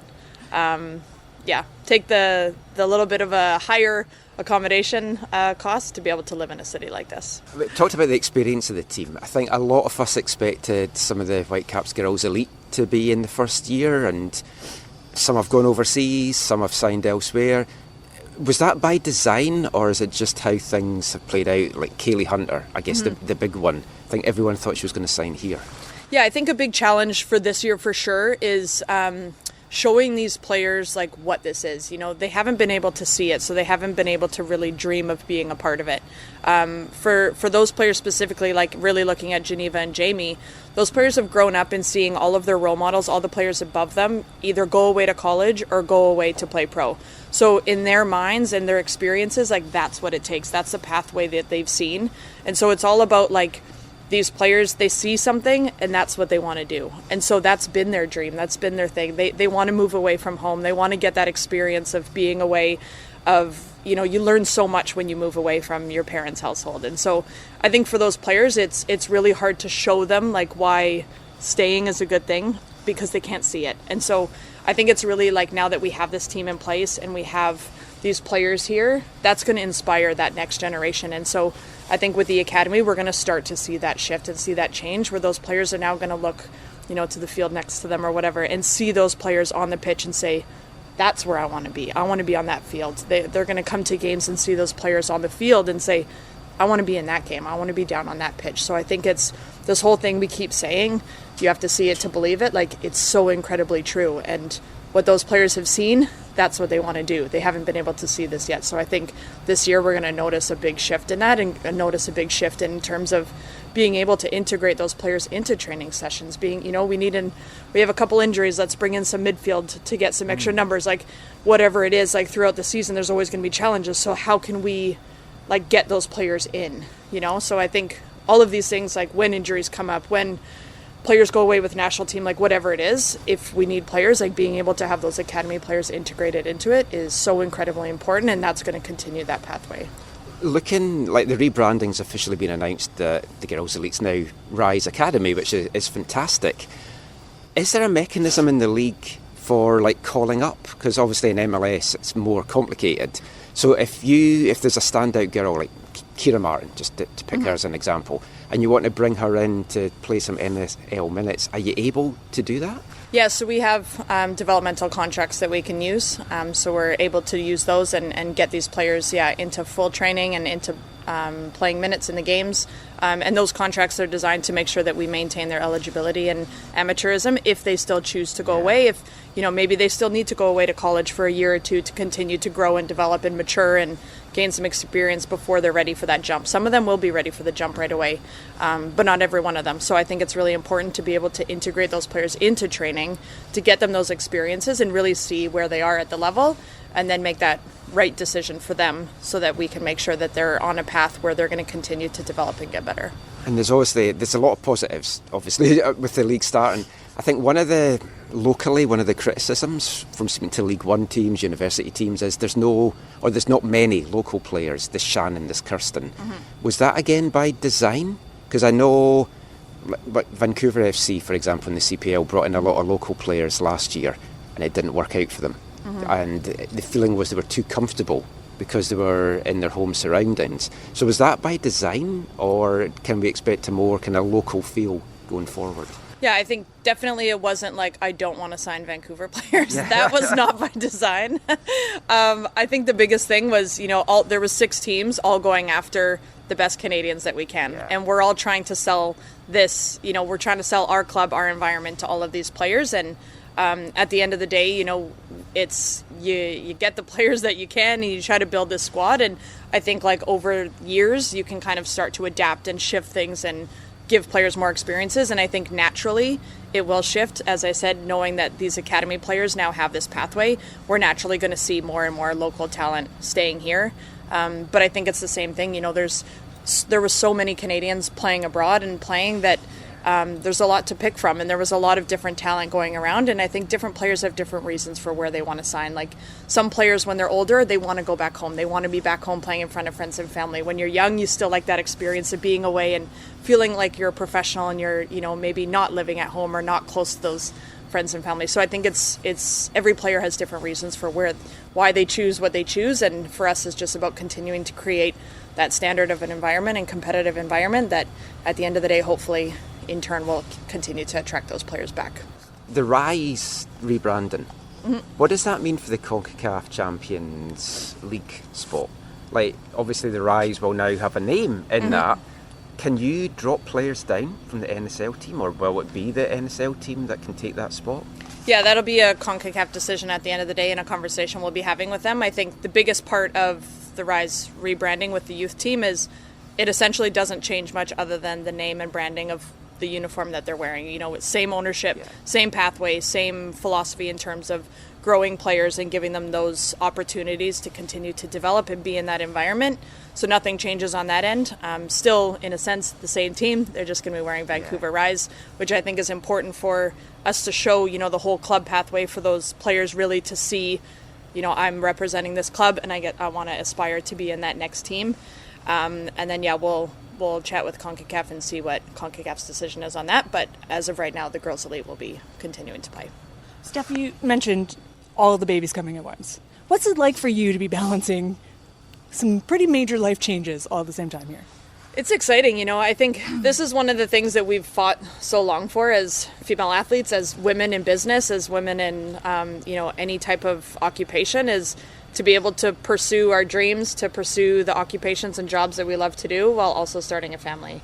And so for me to be able to do this, we've pushed the game forward in so many ways. And so to be on this side of it, to be able to chase this dream and help bring this alive, but also be able to be supported and have the resources and be able to do this while starting to start a family, it's really, really exciting. And to be honest, it's going to be really hard for me to step back. I'm going to want to be at every game, and it's going to be a challenge, but we'll take it day by day as it comes, and I'll probably be dragging these little babies around to as many soccer games as I can. Well, that was going to be my question, is that I have 2 kids. I know how tough it is to balance it all. To be in the first season of this, I know. Wow. Yeah, timing's, you can't always plan timing, as we all know.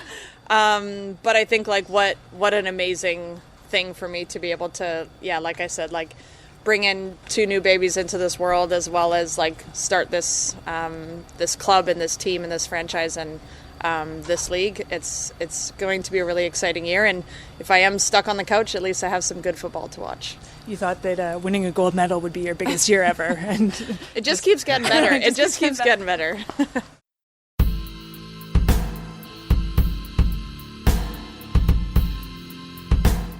Canadian women's national team legend and Vancouver Rise sporting director Steph LeBay there, and the 3 of us caught up with Steph just before she went off on mat leave, so we wish Steph all the best for the babies as well as the launch of the team. I'm sure it's going to be a weird feeling for her watching all this play out, and she's kind of off on mat leave. Her replacement was announced this past week. Robin Gale, another Canadian national team icon, will be taking over from Steph to lead the team from a sporting director perspective until Steph gets back in Vancouver. But Steph has put together a very strong team here. And as I mentioned in my chat with Sinead King in another recent episode of the podcast, on paper, for me, the Rise do have the strongest team. Toronto probably the next best, but it does look like the Rise are going to be going into this inaugural season as favourites. They've put together a very experienced roster. A number of the other teams have gone for a mix of youth and experience.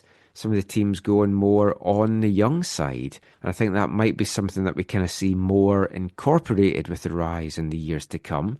But in year one, they wanted, as you heard from Steph there, to get an experienced team on the park, a team that kind of knows what it's like to go through a long football season, the highs and the lows, the trials and tribulations of it. And in an inaugural season for a new league, you're going to have some ups and downs along the way. But what Vancouver have built here is very strong. A lot of experienced talent in there. None more so than another Canadian international, Quinn, and the midfielder will be a very key part to this Rise roster in their inaugural year. And you'll have heard my chat with Quinn and some of the fun stuff that we did a couple of episodes ago. We've got a couple more of the fun food segments to bring you with Quinn over the coming week. So let's bring you another one now as we say to Quinn, Take me out!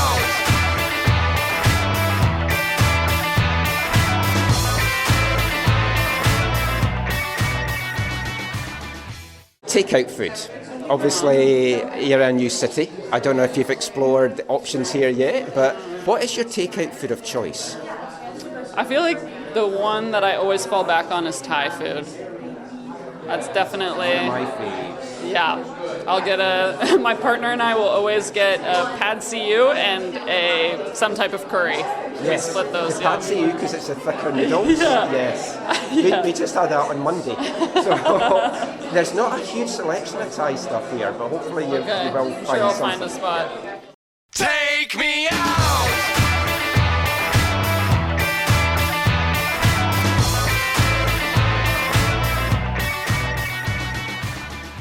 Quinn talking takeaway food there, and I'm with them.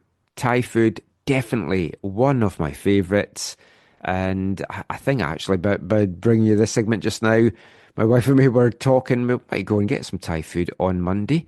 We highly recommend Chad Thai in Burnaby Heights in Burnaby. That has been our go-to Thai place for a couple of years now. Very, very good.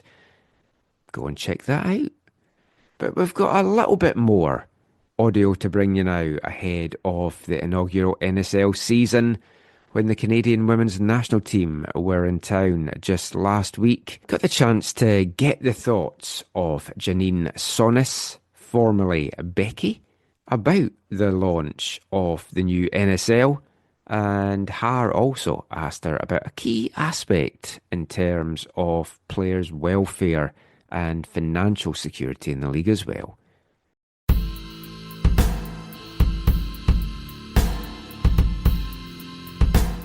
Of the NSL, like when you were growing up, obviously there wasn't this league, this wasn't even on the horizon.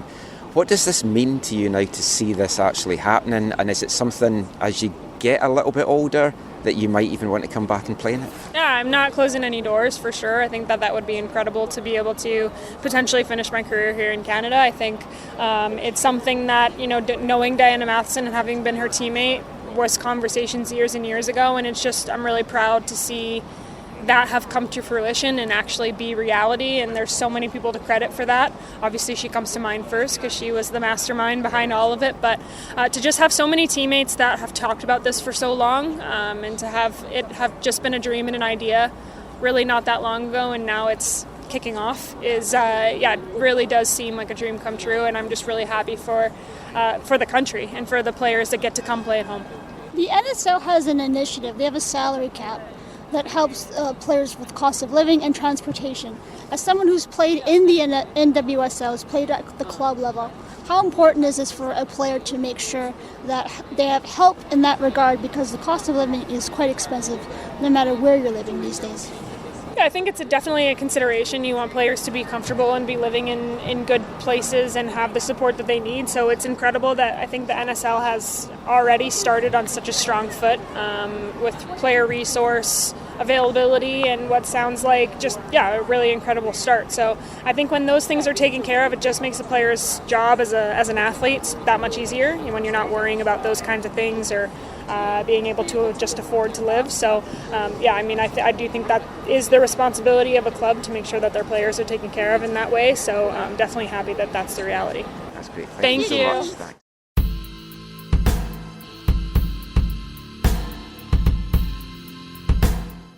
Janine Sonis there talking about the launch of the NSL, and I'm pretty sure we will see Janine come back to Canada and play in the League Day as her career starts to wind down.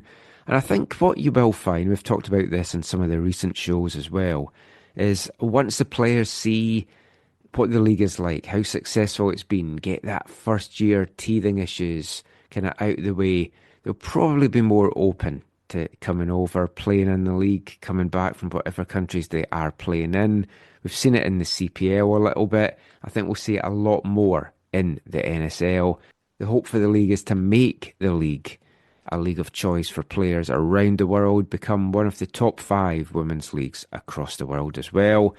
Got a bit of work to do to get there, but let's just hope it gets off to a great start on Wednesday. The Rise taking on the Wild, and we'll bring you full post-game coverage of that and the week's festivities as well in an AFTN Extra podcast, hopefully later this week, maybe next week, but we are aiming to bring that out on Thursday or Friday.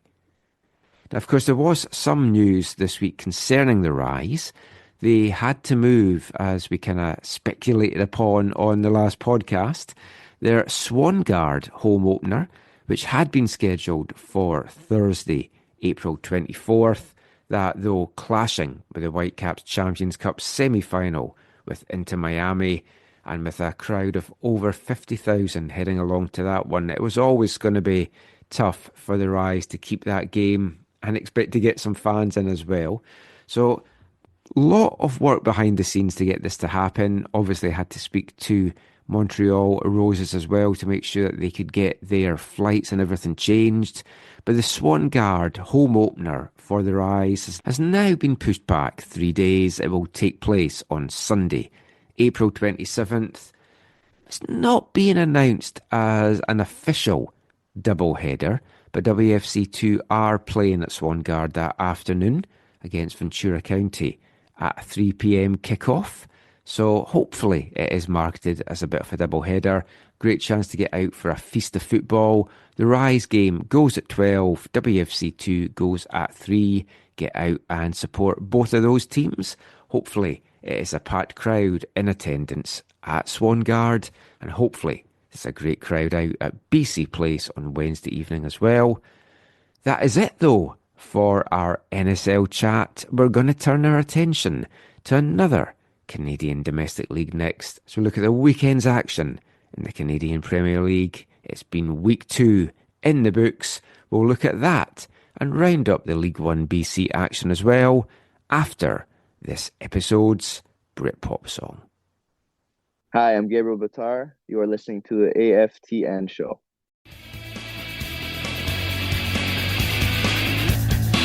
Everybody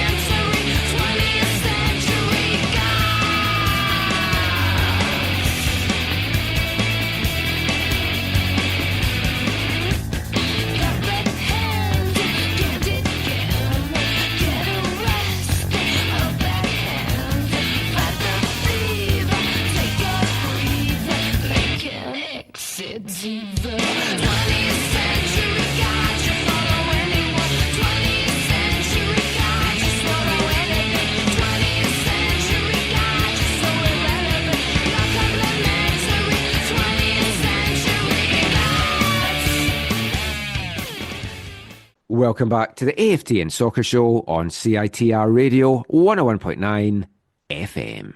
And kicking off this part, it's our Britpop song for this episode. We are paying tribute to 30 years of Britpop, and that was a song that was released this week 30 years ago by a short-lived London band called Powder. They only released 3 singles, and that was their debut one, 20th Century Gods. Great song. Have that as a series single upstairs in my collection. They went from 1994 to 1996, and they're kind of like Britpop royalty because lead singer Pearl Lowe is longtime wife of Danny Goffey from Supergrass, and not one of the bands that's kind of reformed as all the Britpop bands have been doing in recent years, but their 3 singles were really good. Their second one, Aphrodisiac, I'm sure will feature later on in the year, but yeah, check out Powder in all the usual places. So we've got one more part to come, and we're going to be talking CPL and League 1 BC in this part, a quick review of the action across both of those leagues, and we'll start in the CPL. 1 game on Saturday, 2 on Sunday. The one on Saturday, the second game on TSN. Maybe not as exciting as the first one, but it was another victory for Forge. They went to Langford, came away with a 2-0 win over Pacific. And there'd been worries for this one, Zach, about the size of the crowd. I'd seen some chat on Discord. 3 games in Langford in 8 days. It looked fairly decent. I think they had hoped to get a bit more, but I thought it was a pretty good crowd because a lot of folk, 3 games in 8 days, it is a lot to ask of them, time and money wise. It doesn't look great whenever you watch the games of that stadium and you can almost make out the maple leaf in the large stand. Yeah. And they took the bleachers away from behind one of the goals for a kids' play area, because I think that looks better than just having empty bleachers, because then it looks like there's no one there. Yeah. Yeah, I mean, it looked a fairly decent crowd. I thought Pacific were the better team in the first half, and Forge took the lead, really, against a run of play for me in the 44th minute when Kadeem Kane scored his first CPL goal. Well-played free kick, straight off the training ground. He was the 4th player involved in it. It was a very well-worked goal. Yeah, you're not wrong with that. Forge kind of keeps on trucking. Yeah, doing what they do. The game was wrapped up really on the hour mark by Forge. Tate Johnson's brilliant header off a corner rose to meet that so well.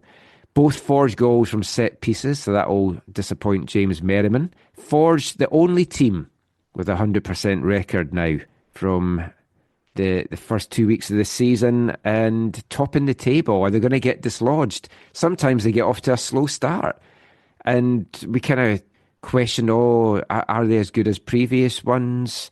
They're playing some nice stuff just now. They've got that chemistry. And obviously they started the season early with the Champions Cup, but they've had that long layoff. Doesn't seem to have hurt them. I think we just briefly about the second goal. Yeah, I think that's one that Max will want back. A near post header off a corner is kind of one, you don't want to give up the header at the near post because of all the problems it can cause you, both on goal or flicked into the middle or whatever. But I think Max will dissect that and hopefully be better prepared to face opportunities like that. But yeah, again, it's kind of Forge just trucking along.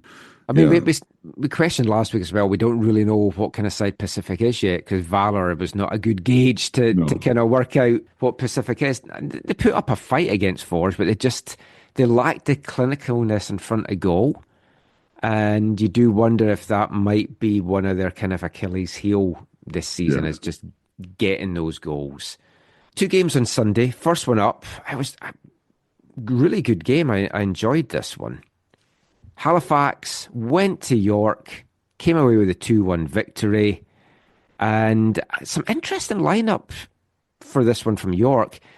Last week, Julian Altobelli scored a couple of goals against your VFC, was the player of the week, but York kept him on the bench to start for this one. Yeah. Yeah. Oh, it's weird. Is he, Estacchio, right? Mm-hmm. Yeah, does he just see him as that, like, that's his best role? Maybe. Or what? I mean, in one sense, you can't fault him because it's a really classic, typical Gabby Bitar goal that gets them the lead in the game. So, and Gabby was one of the players who was playing in one of the slots that he, took last week when he came on. So, yeah. And I mean, it didn't come off the bench and score either. So, yeah, I mean, obviously, Estacchio's seeing stuff that we're not seeing in training. Maybe he's not even fully fit yet. We don't know. I'm still on Jovan Man watch in Halifax, not in the 18 again. Maybe not a surprise for an away game. But I do kind of wonder, Patrice Geyser's not a guy that's shown that he's going to be playing young guys a lot early in the season. He doesn't like to talk about it. No. So I did, like when Jovan went there, I did wonder, is that the best place for him to go? Is he actually going to get minutes? And I thought, no, he's good. Because he is a really good player, because he could have been with Whitecaps too and worked his way up if he'd wanted to go that route. But, I mean, maybe we'll see him. Maybe he's had a knock. Maybe he's not showing well in training. We don't know. But yeah, the opening goal, as you mentioned, Gabby Bitar. In our preview, we said, I mean, my tip is I think he'll be their leading scorer this year, although Altobelli might give him a bit of a run for his money. Well, my question was, will that still mean he sets a new record for goals in a season? Which is, I think, 6. Off and running from distance in the 22nd minute. It's a nice little layoff from Adonai Jareed, I think. The little drag back pass. Yeah. And he took it well. But Yesley, I mean, we talked about Yesley in our preview, and I said last week, hey, fair play to him. He came out and had some good saves. Maybe he's a better keeper than I thought. But I had flashback to that TSS game. He went down in installments to try and get to that. For a big guy, he takes a while to get down to these balls. Neither of these keepers they're probably two of the worst keeper. I mean, maybe. But Pavelli last week I thought did really well, but you guys didn't test him enough in the rain. That was my big complaint. It's like pepper shots on the young keeper that's going to be nervous. And there was a couple of fluffs from him today. But yeah, Yesley, still not a fan. Sean Rea almost had an Olympico in the first half for York. Yeah. Testing Pavelli. Against York, yeah.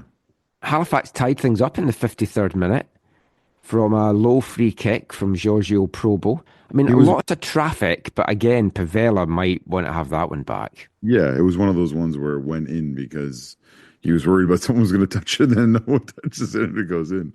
So it's two weeks in a row and 2 goals for Probo. I don't know that Pavella is going to be their starter going forward, because they did sign the Mexican goalkeeper on loan. So I think once everything's settled with him, he's going to be the starter. But right now, it's getting York some vital under-21 minutes, because you're playing a 20-year-old in goal. So, I mean, you're getting 90 minutes each game that he's starting in there. But I think that is not going to be his spot going forward.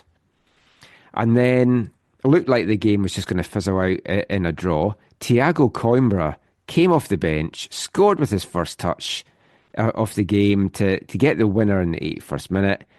He was pre-season over with West Ham and even had training stints with the first team over there.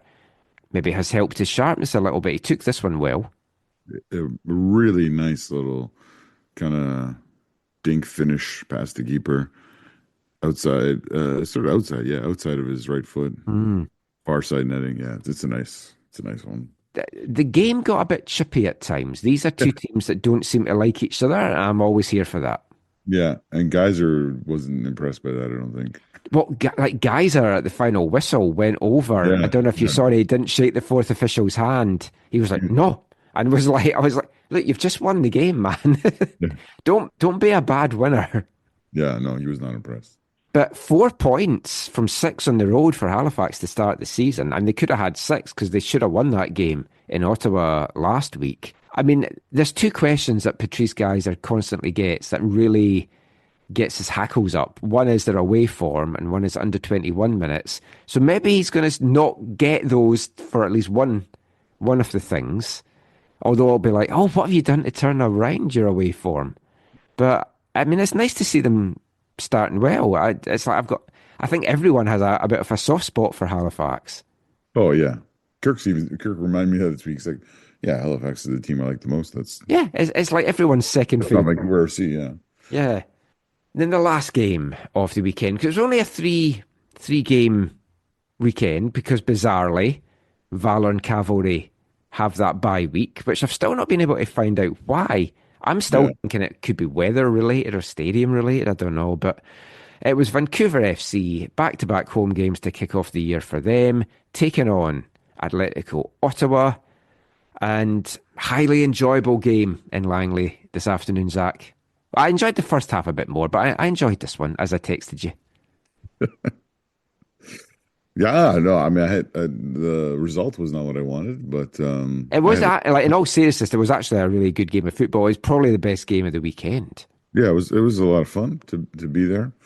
Got to see your old buddy there, Mr. Terry Dunfield. I know you sent me a picture, and I was like, who's this guy? I did not recognize him at all. He looks so different. Oh man! Did you ask him the question?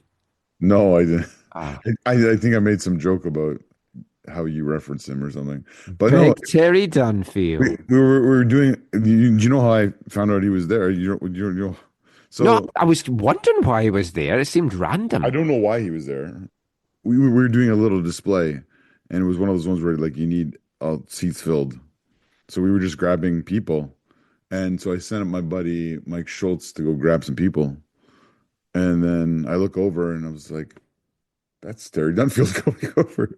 So he comes over. I was like, hey, man. He's like, hey. I was like, are you okay to help us out? He's like, totally. And we had colors. You took part in your tifo. Yeah. So we had black, red, and white. He's like, I think because of Canada and his TFC, whatever stuff. He's like, can I have a red one? I was like, no, Terry, this is, you're in a spot that's black, so you have to have black. No, he was a really good sport, and then it was just good to briefly catch up with him, and of course you got him to do a bumper for the show. No, I didn't get him to do a bumper. Do you not have one on like from back in the day? No, because I only started doing those like 2015ish. I don't know why I never did them before. Yeah, I need to get them for all the old players. It was good to see him. Yeah, like because you sent me that going, always good to catch up with old friends, and I made the photo big, and I was like, I have no idea who that is. And all I had to do was make all I had to do was mention the shower, and I knew right away. Oh, Michael, you're so predictable. Big D, as he was called.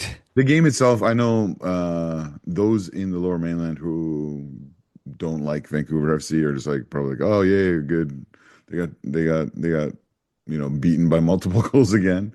But it was a game that I don't think the scoreline is really indicative totally of the play. You might disagree with me, Michael, and that's okay. But I mean, the really encouraging thing was, there were a few changes made. Nico Mosquito side.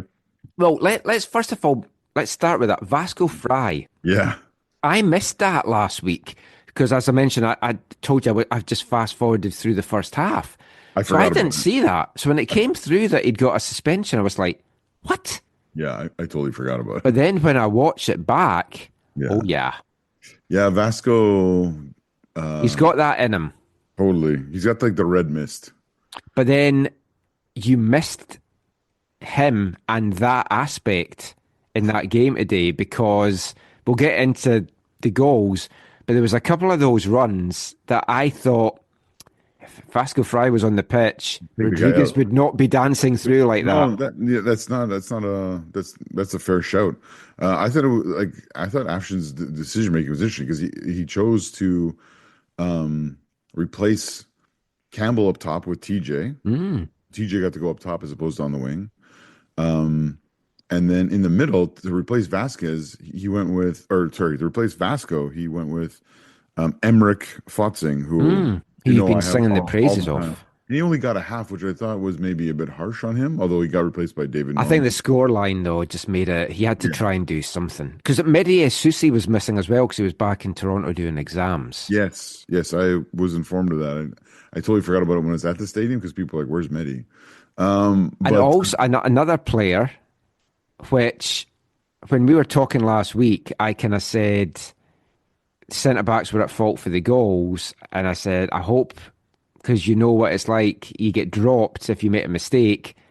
David Norman to the bench for this one. David Norman got dropped, but then he came in the second half and played his original position as a footballer and following his footsteps as center midfield. We like him. Yeah, but so it was Mateo and Allen at center backs, Kunle, and then OG started at left back. Daddy Kunle again looked good for the most part. Yes. Yeah. So it was Mosquito was in the middle with Fotzing. So it was kind of like I was just like, oh, this is very attacking. Because originally when I saw Mosquito's in, I was just like, oh, okay, so Mosquito's taking Campbell's spot and it's going to be more like a 4-2-3-1, or Mosquito's like the second forward or playing off of Wero. But Mosquito was in the midfield. And yeah, I think I think he was kind of invisible in this one. Really? Yeah. I really hardly noticed him. Did you watch the whole game? Bits. I had it on in the background after it went to 3-0.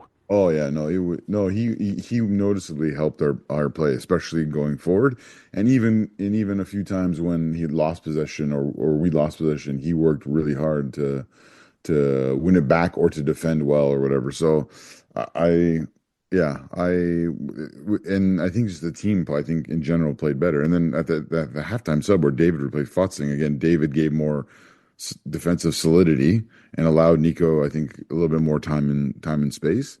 But then TJ got taken off and replaced by Taryn, who, I mean, obviously Taryn scores the goal, so that was good.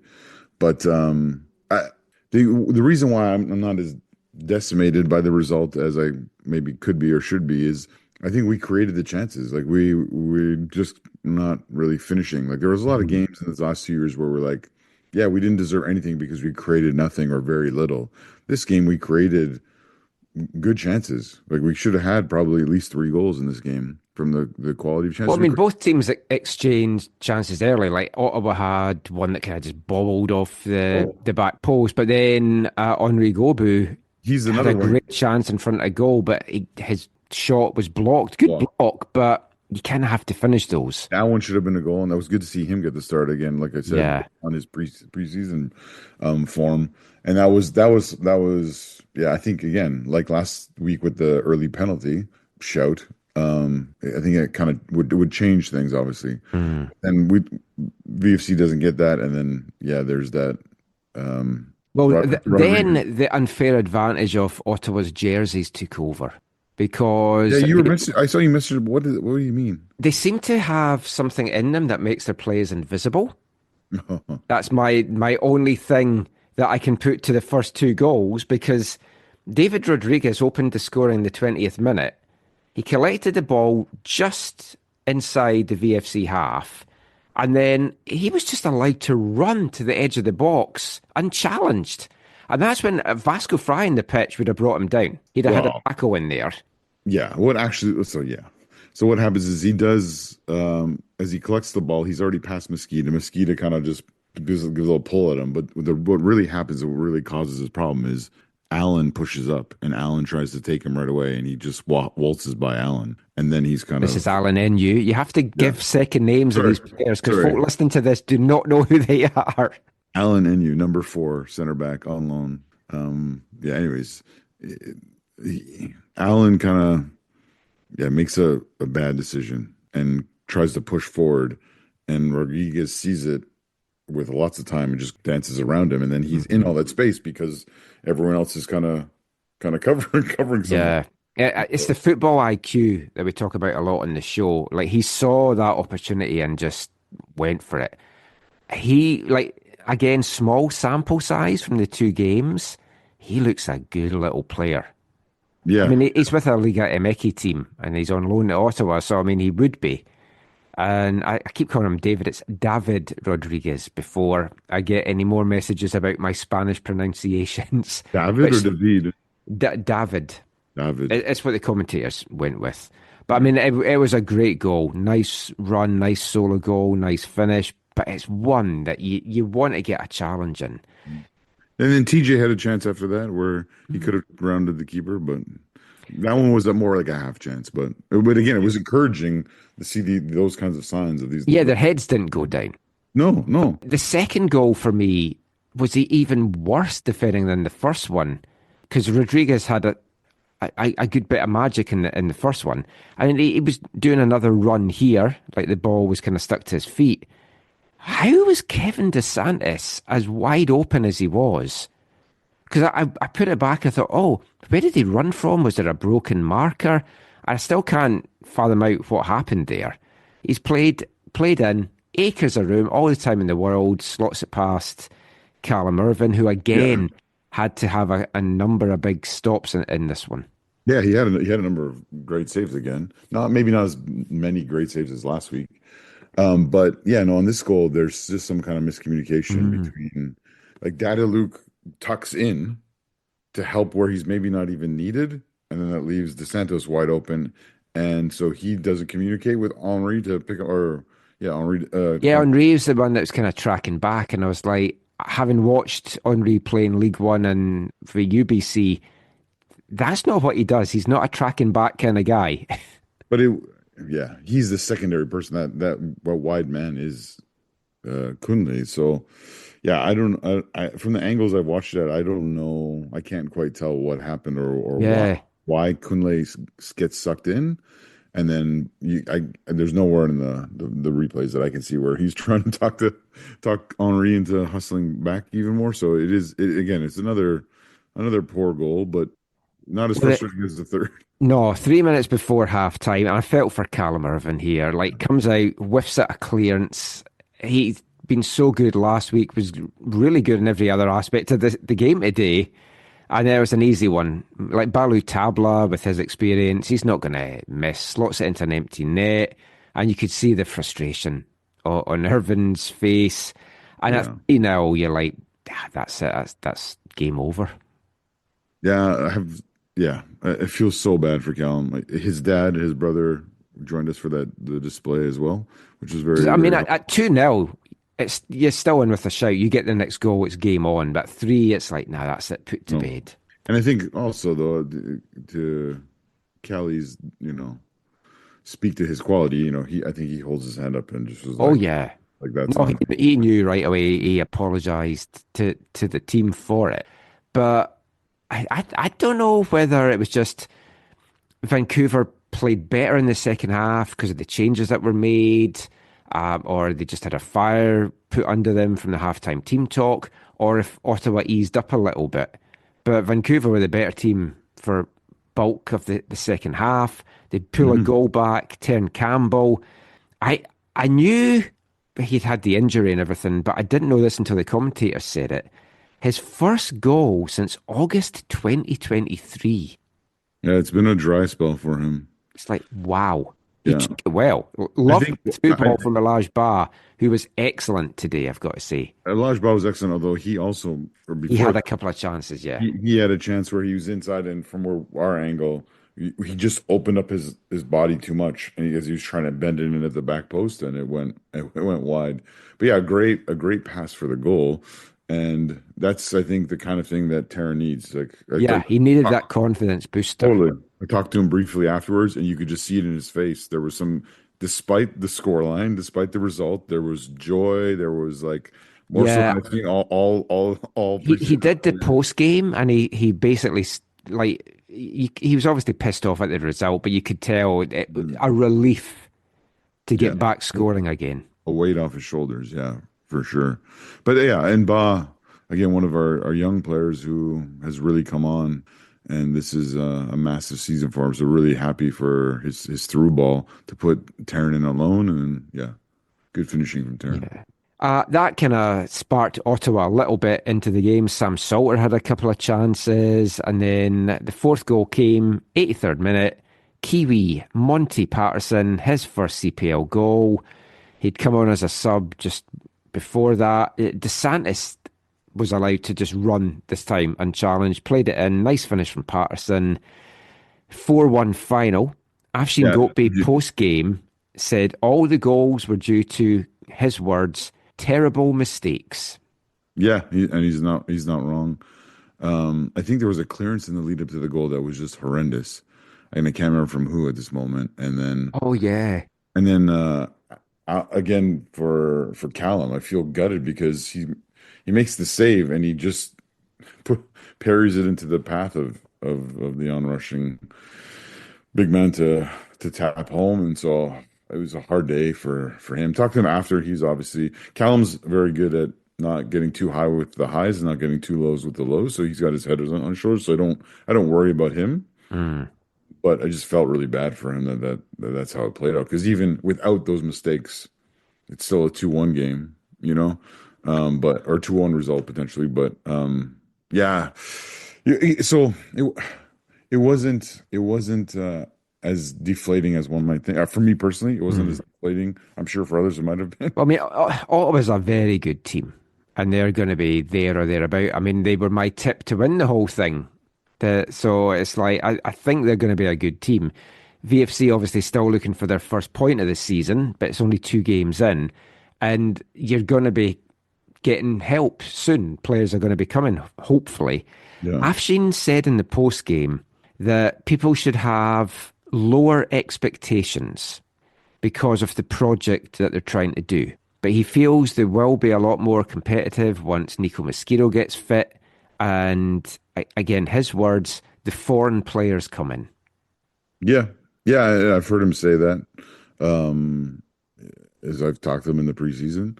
And yeah, so I think he has the perspective of we know where we're at. We know what we have. We know where we're at. We know we're being bolstered. Hopefully as much as we expect. Maybe not all 4 of those guys make it through with visas or whatever. We've seen that happen, but there should be some reinforcements to help move things forward. And I think it is moving in a good way. Other good he said it was about finding the right blend as well. Once you've got all the players in, finding that right blend. Totally. And you saw him today, like with all those changes, try things to see, okay, the right mix of experience and youthfulness and positioning and all that kind of stuff. So it's going to be interesting to see how things continue to progress. Mm-hmm. The hard thing is the next game is on Friday. Yeah. Away to Cavalry, the one club that Vancouver FC has never beaten in any competition. And it's their home opener. And they're going to want to get their first points on the board as well. That one's on TSN as well, isn't it? Yes. Yeah. So that should be. I'm trying to get there. We're hopefully trying to go. Yeah, but then this possible snow. Yeah, the snow is. My wife was like, "Did you see the snow reports?" I was like, "No, I heard about the tornado, which doesn't." I'm not. I was watching some videos of that. It was crazy. I didn't know that you got as many tornadoes as that in Alberta.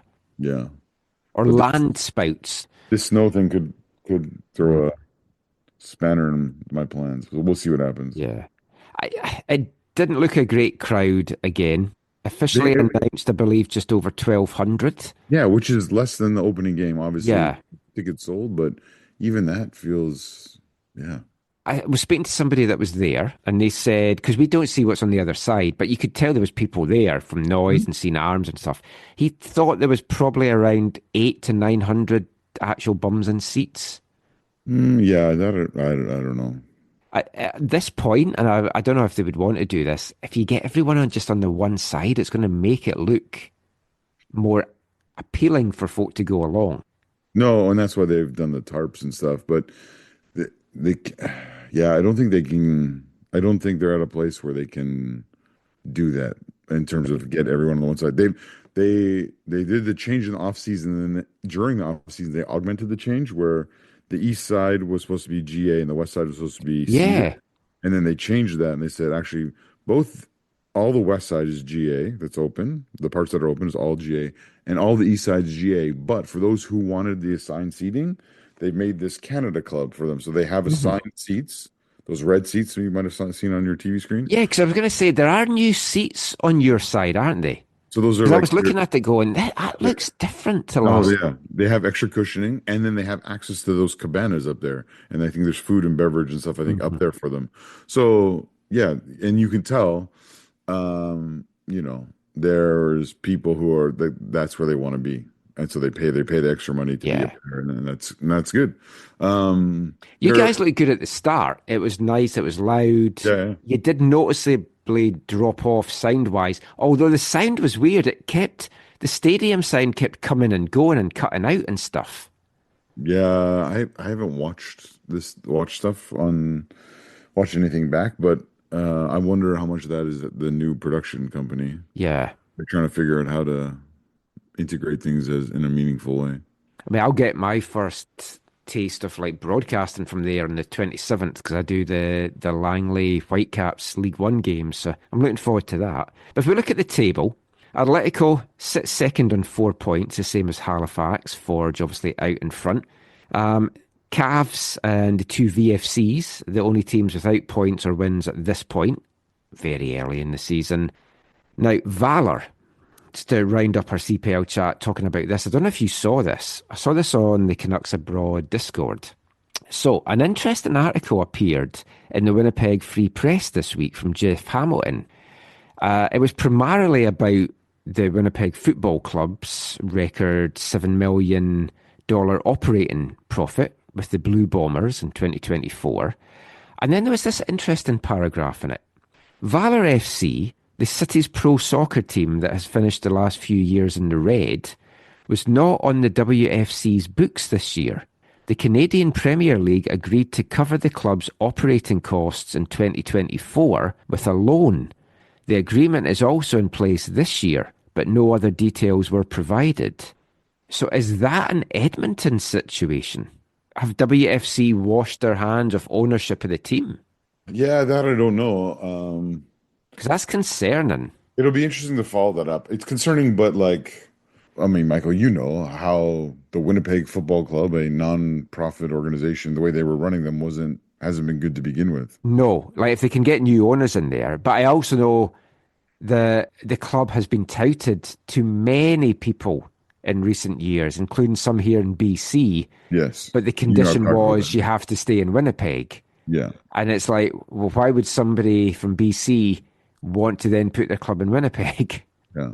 And they're also dealing with a less than like a lot of the teams in the league, maybe half the teams in the league, they're dealing with a less than ideal stadium situation, right? Yeah. The only good thing is that the Blue Bombers own it, right? So that's the only good thing. The size, the setup, whatever, it's not great for where things are at right now. No, I'll get my first taste of it actually on May 7th. I'm actually looking forward to going to see it and taking it in. I've never been to Winnipeg, never been to the stadium, so it's a new stadium for me as well. I've never been to Winnipeg, but I've never been to that ground, and I would like to go at some point. It's not obviously not a high priority place to go visit.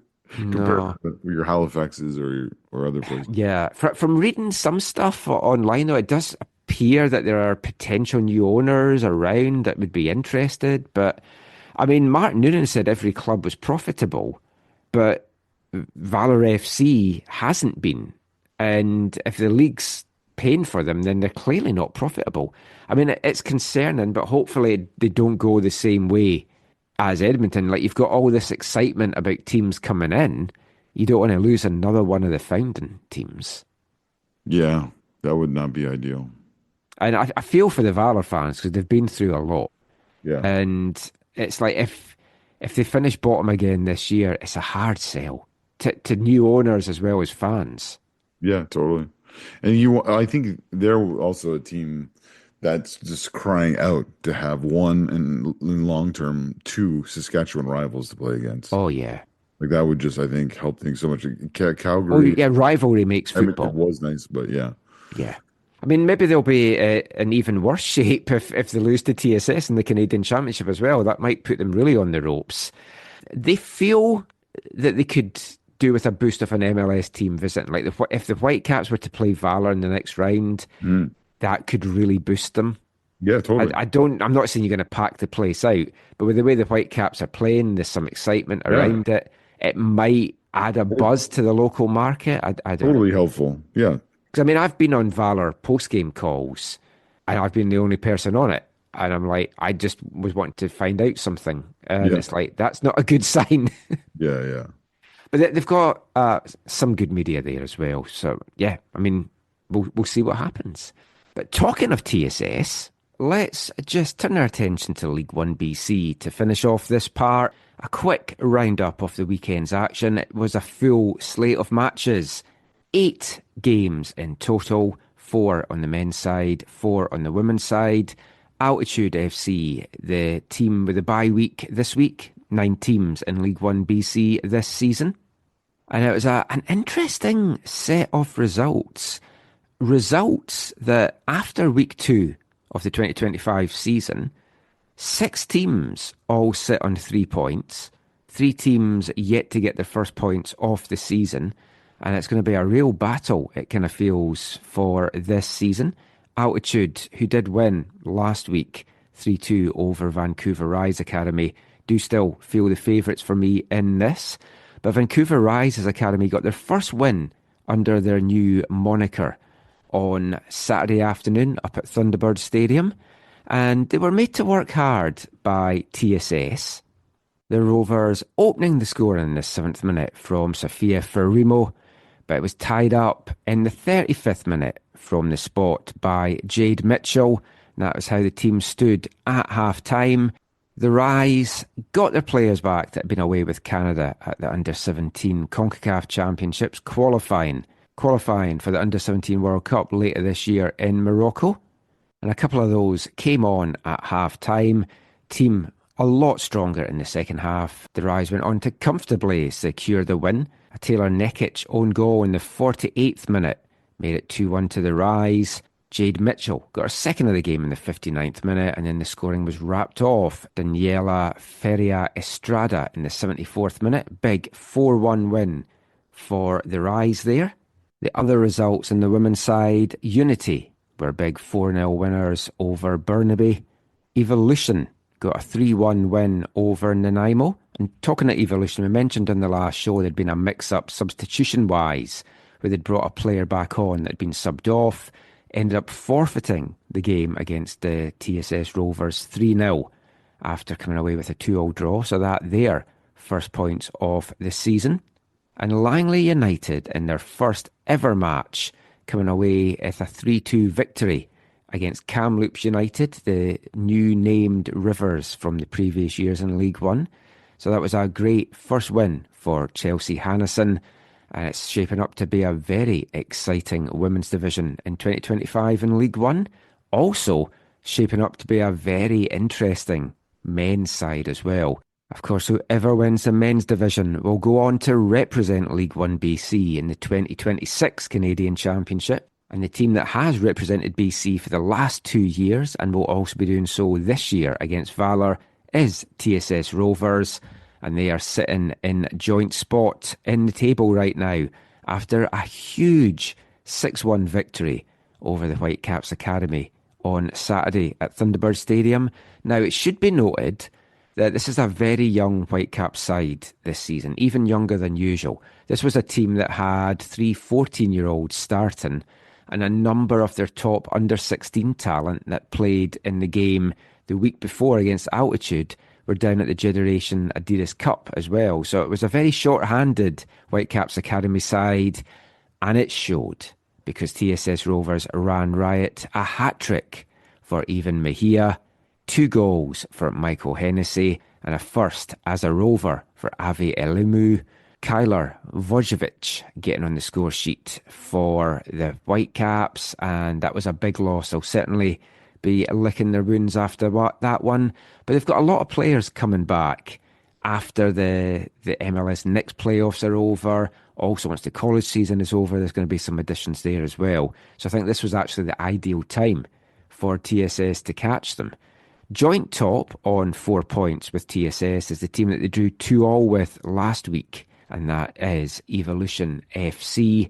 Evolution going over to the island and coming away with a 1-0 win. The only goal in that one coming in the 2nd minute from Frixos Petsis, former Whitecaps Academy player. 3 teams on 3 points, Burnaby, Kamloops and the Whitecaps after their victory last week. After the Kamloops United women were involved in a 5-goal thriller, so were the men, coming away with a 3-2 victory over Langley United. And the last match was another 4-0 victory, a reversal of the women's game as Burnaby FC beat Unity 4-0 at Burnaby Lake. So 2 teams on 4 points, 3 teams on 3, and 4 teams yet to find their first points of the season. Tell you, both the men and the women's side is going to be fantastic. Get out and see some of this League 1 BC action. You won't be disappointed. Very entertaining games. A lot of good young talent on display as well. Go out and support some local soccer. That's pretty much it for the show. It is it for the football chat, but we're going to finish, of course, with this episode's wavelength. This section of the show, every episode, we play a song all about football. And this episode, we're going back to 2001 and a band from Singapore, a punk oi band. And this is a song from their debut album, Strength Through Strength. The band is Generation 69, and this is their song, Oi and Football. 1, 2, 3, 4.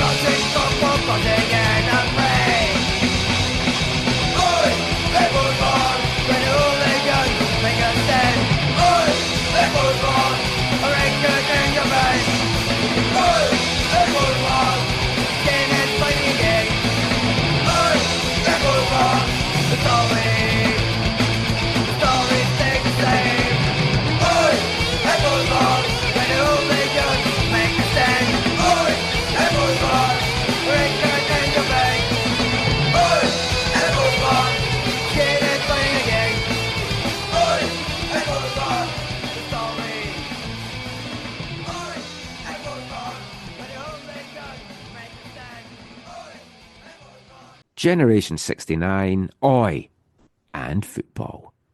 Nice. But that is it now for this episode of the show. Just before we go though, Zach, any final thoughts from yourself to round this one off? Yeah, no, I meant to say this last week, and I know you know about this. I think maybe when I found out what we were recording last week or whatever, just want to give a shout out to our friend. There's all these people we've met along the way, Michael, over the years, and it's with a number of them, it's been just interesting to see their footballing journey. And one of those people, and I remember meeting him as a young kid, I think at WFC2 at Thunderbird, was a young man named Ben Steiner. I was going to talk about Ben in this part as well. Okay. I just want to give him a shout out and just obviously condolences. His grandfather just passed away, and Ben it's been fun to see kind of Ben grow up and blossom into this young broadcasting dude who's kind of living the dream. And I wish him and his family all the best as they mourn this significant loss. Yeah, Ben's a fantastic guy. Love what he does. He's so passionate about the game. He's so hardworking as well. He puts the hours in, and he's getting the rewards now. He's doing some great stuff. But yeah, sadly, his granddad passed away this week, and I know from talking to Ben in the past how special his granddad was to him. And they went to Whitecaps games together. And there's a nice thing Ben put up that when Ben was younger, his granddad made little models of footballers to teach him tactics. So he took one of those to the Whitecaps game on Saturday. Weird feeling being in the seat that he would be watching the game, because he liked to watch the game from the seat with his granddad. And I know there was several times when he'd come back from school out east and they'd be going to a game and we'd have talked about it and stuff. And I can't remember if I met his granddad or not, but all the stories Ben's told me about him were fantastic.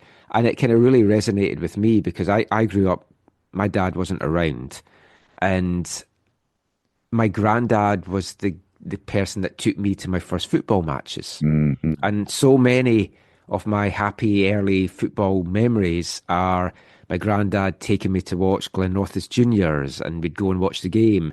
Or on Scottish Cup final day, he'd buy me a McEwen's toffee bar every year. And it's little things like that. So, yeah, our condolences and all our thoughts and love go to you, Ben, at this difficult time for you and your family. But yeah, if you don't check out Ben's stuff, most certainly do, because he's a fantastic guy in the local scene and the national scene. All our love to you, Ben. So, anything else from you to wrap this one up? It's 5-1. Yeah. We still think there's 3 games to go. We're 4 points off first. We do play the team in first in 2 weeks' time. So we need them to drop some points along the way and get a win. East Fife Ladies won their first championship. So a big shout out to them. Not that they'll be listening to this, but if they were, big shout out to them. And yeah, there's just so much football going on just now. It's another busy week here in BC. The Rise kick off the Northern Super League on Wednesday. There's going to be some activities at BC Place on Tuesday. I'll be at the game on Wednesday. And then a lot of excitement about the Miami game. Looks like it's going to be a full house. And it's good. Everyone, I think, is playing down. Look, Messi might not play. Please get this into your heads. Isn't it sold out? I think it has, yeah. I don't know if they've opened up the whole stadium for it to be sold out yet, but I thought they had. I'd imagine that they have. I mean, there was some frustration in the fan base. Yeah, there was. Now, what I would actually have done for this, and like East Fife's done this in the past when they've got a big cup draw against Celtic or Rangers, you had to go to the gate. This is back in the day where you actually had tickets. You had to go to the league game before pick up to buy a ticket in person. So you had to pay to get into that game as well as get your ticket. So they should have done it. If you come to the Austin game on Saturday, you'll be guaranteed a ticket to the Miami game as a double pack. I'd have done something like that. I think it's harder to do in this day and age. Yeah, I know. I mean, that's the one thing I miss is like actual tickets for gigs as well. It's like I've got a beautiful collection of gig tickets from throughout the years. I've got football tickets as well. And that's that, and programs is just an element of the game that's kind of just died out of it, and I kind of miss that. But yeah, go and see some local football. There's some good... it's Easter coming up this weekend as well, isn't it? It is, yeah. Yes. So, yeah, I'm commentating on Easter Sunday, which I hadn't realised was Easter Sunday when I picked the game. So there's a game in North Vancouver if you want to get out for some Easter sun in the fun. WFC2 are at home on Saturday as well at Swangard, 4 o'clock kickoff. So lots of Easter activities. I thought you had that Monday circle to go buy chocolate. I do. That Monday is very much circled to go and buy chocolate. Cheap chocolate day. I love it. I'll be cramming the eggs down my throat. Yeah, I think that's all we've got to say. So Thanks for listening as always. Until next time, take care and mon the Caps.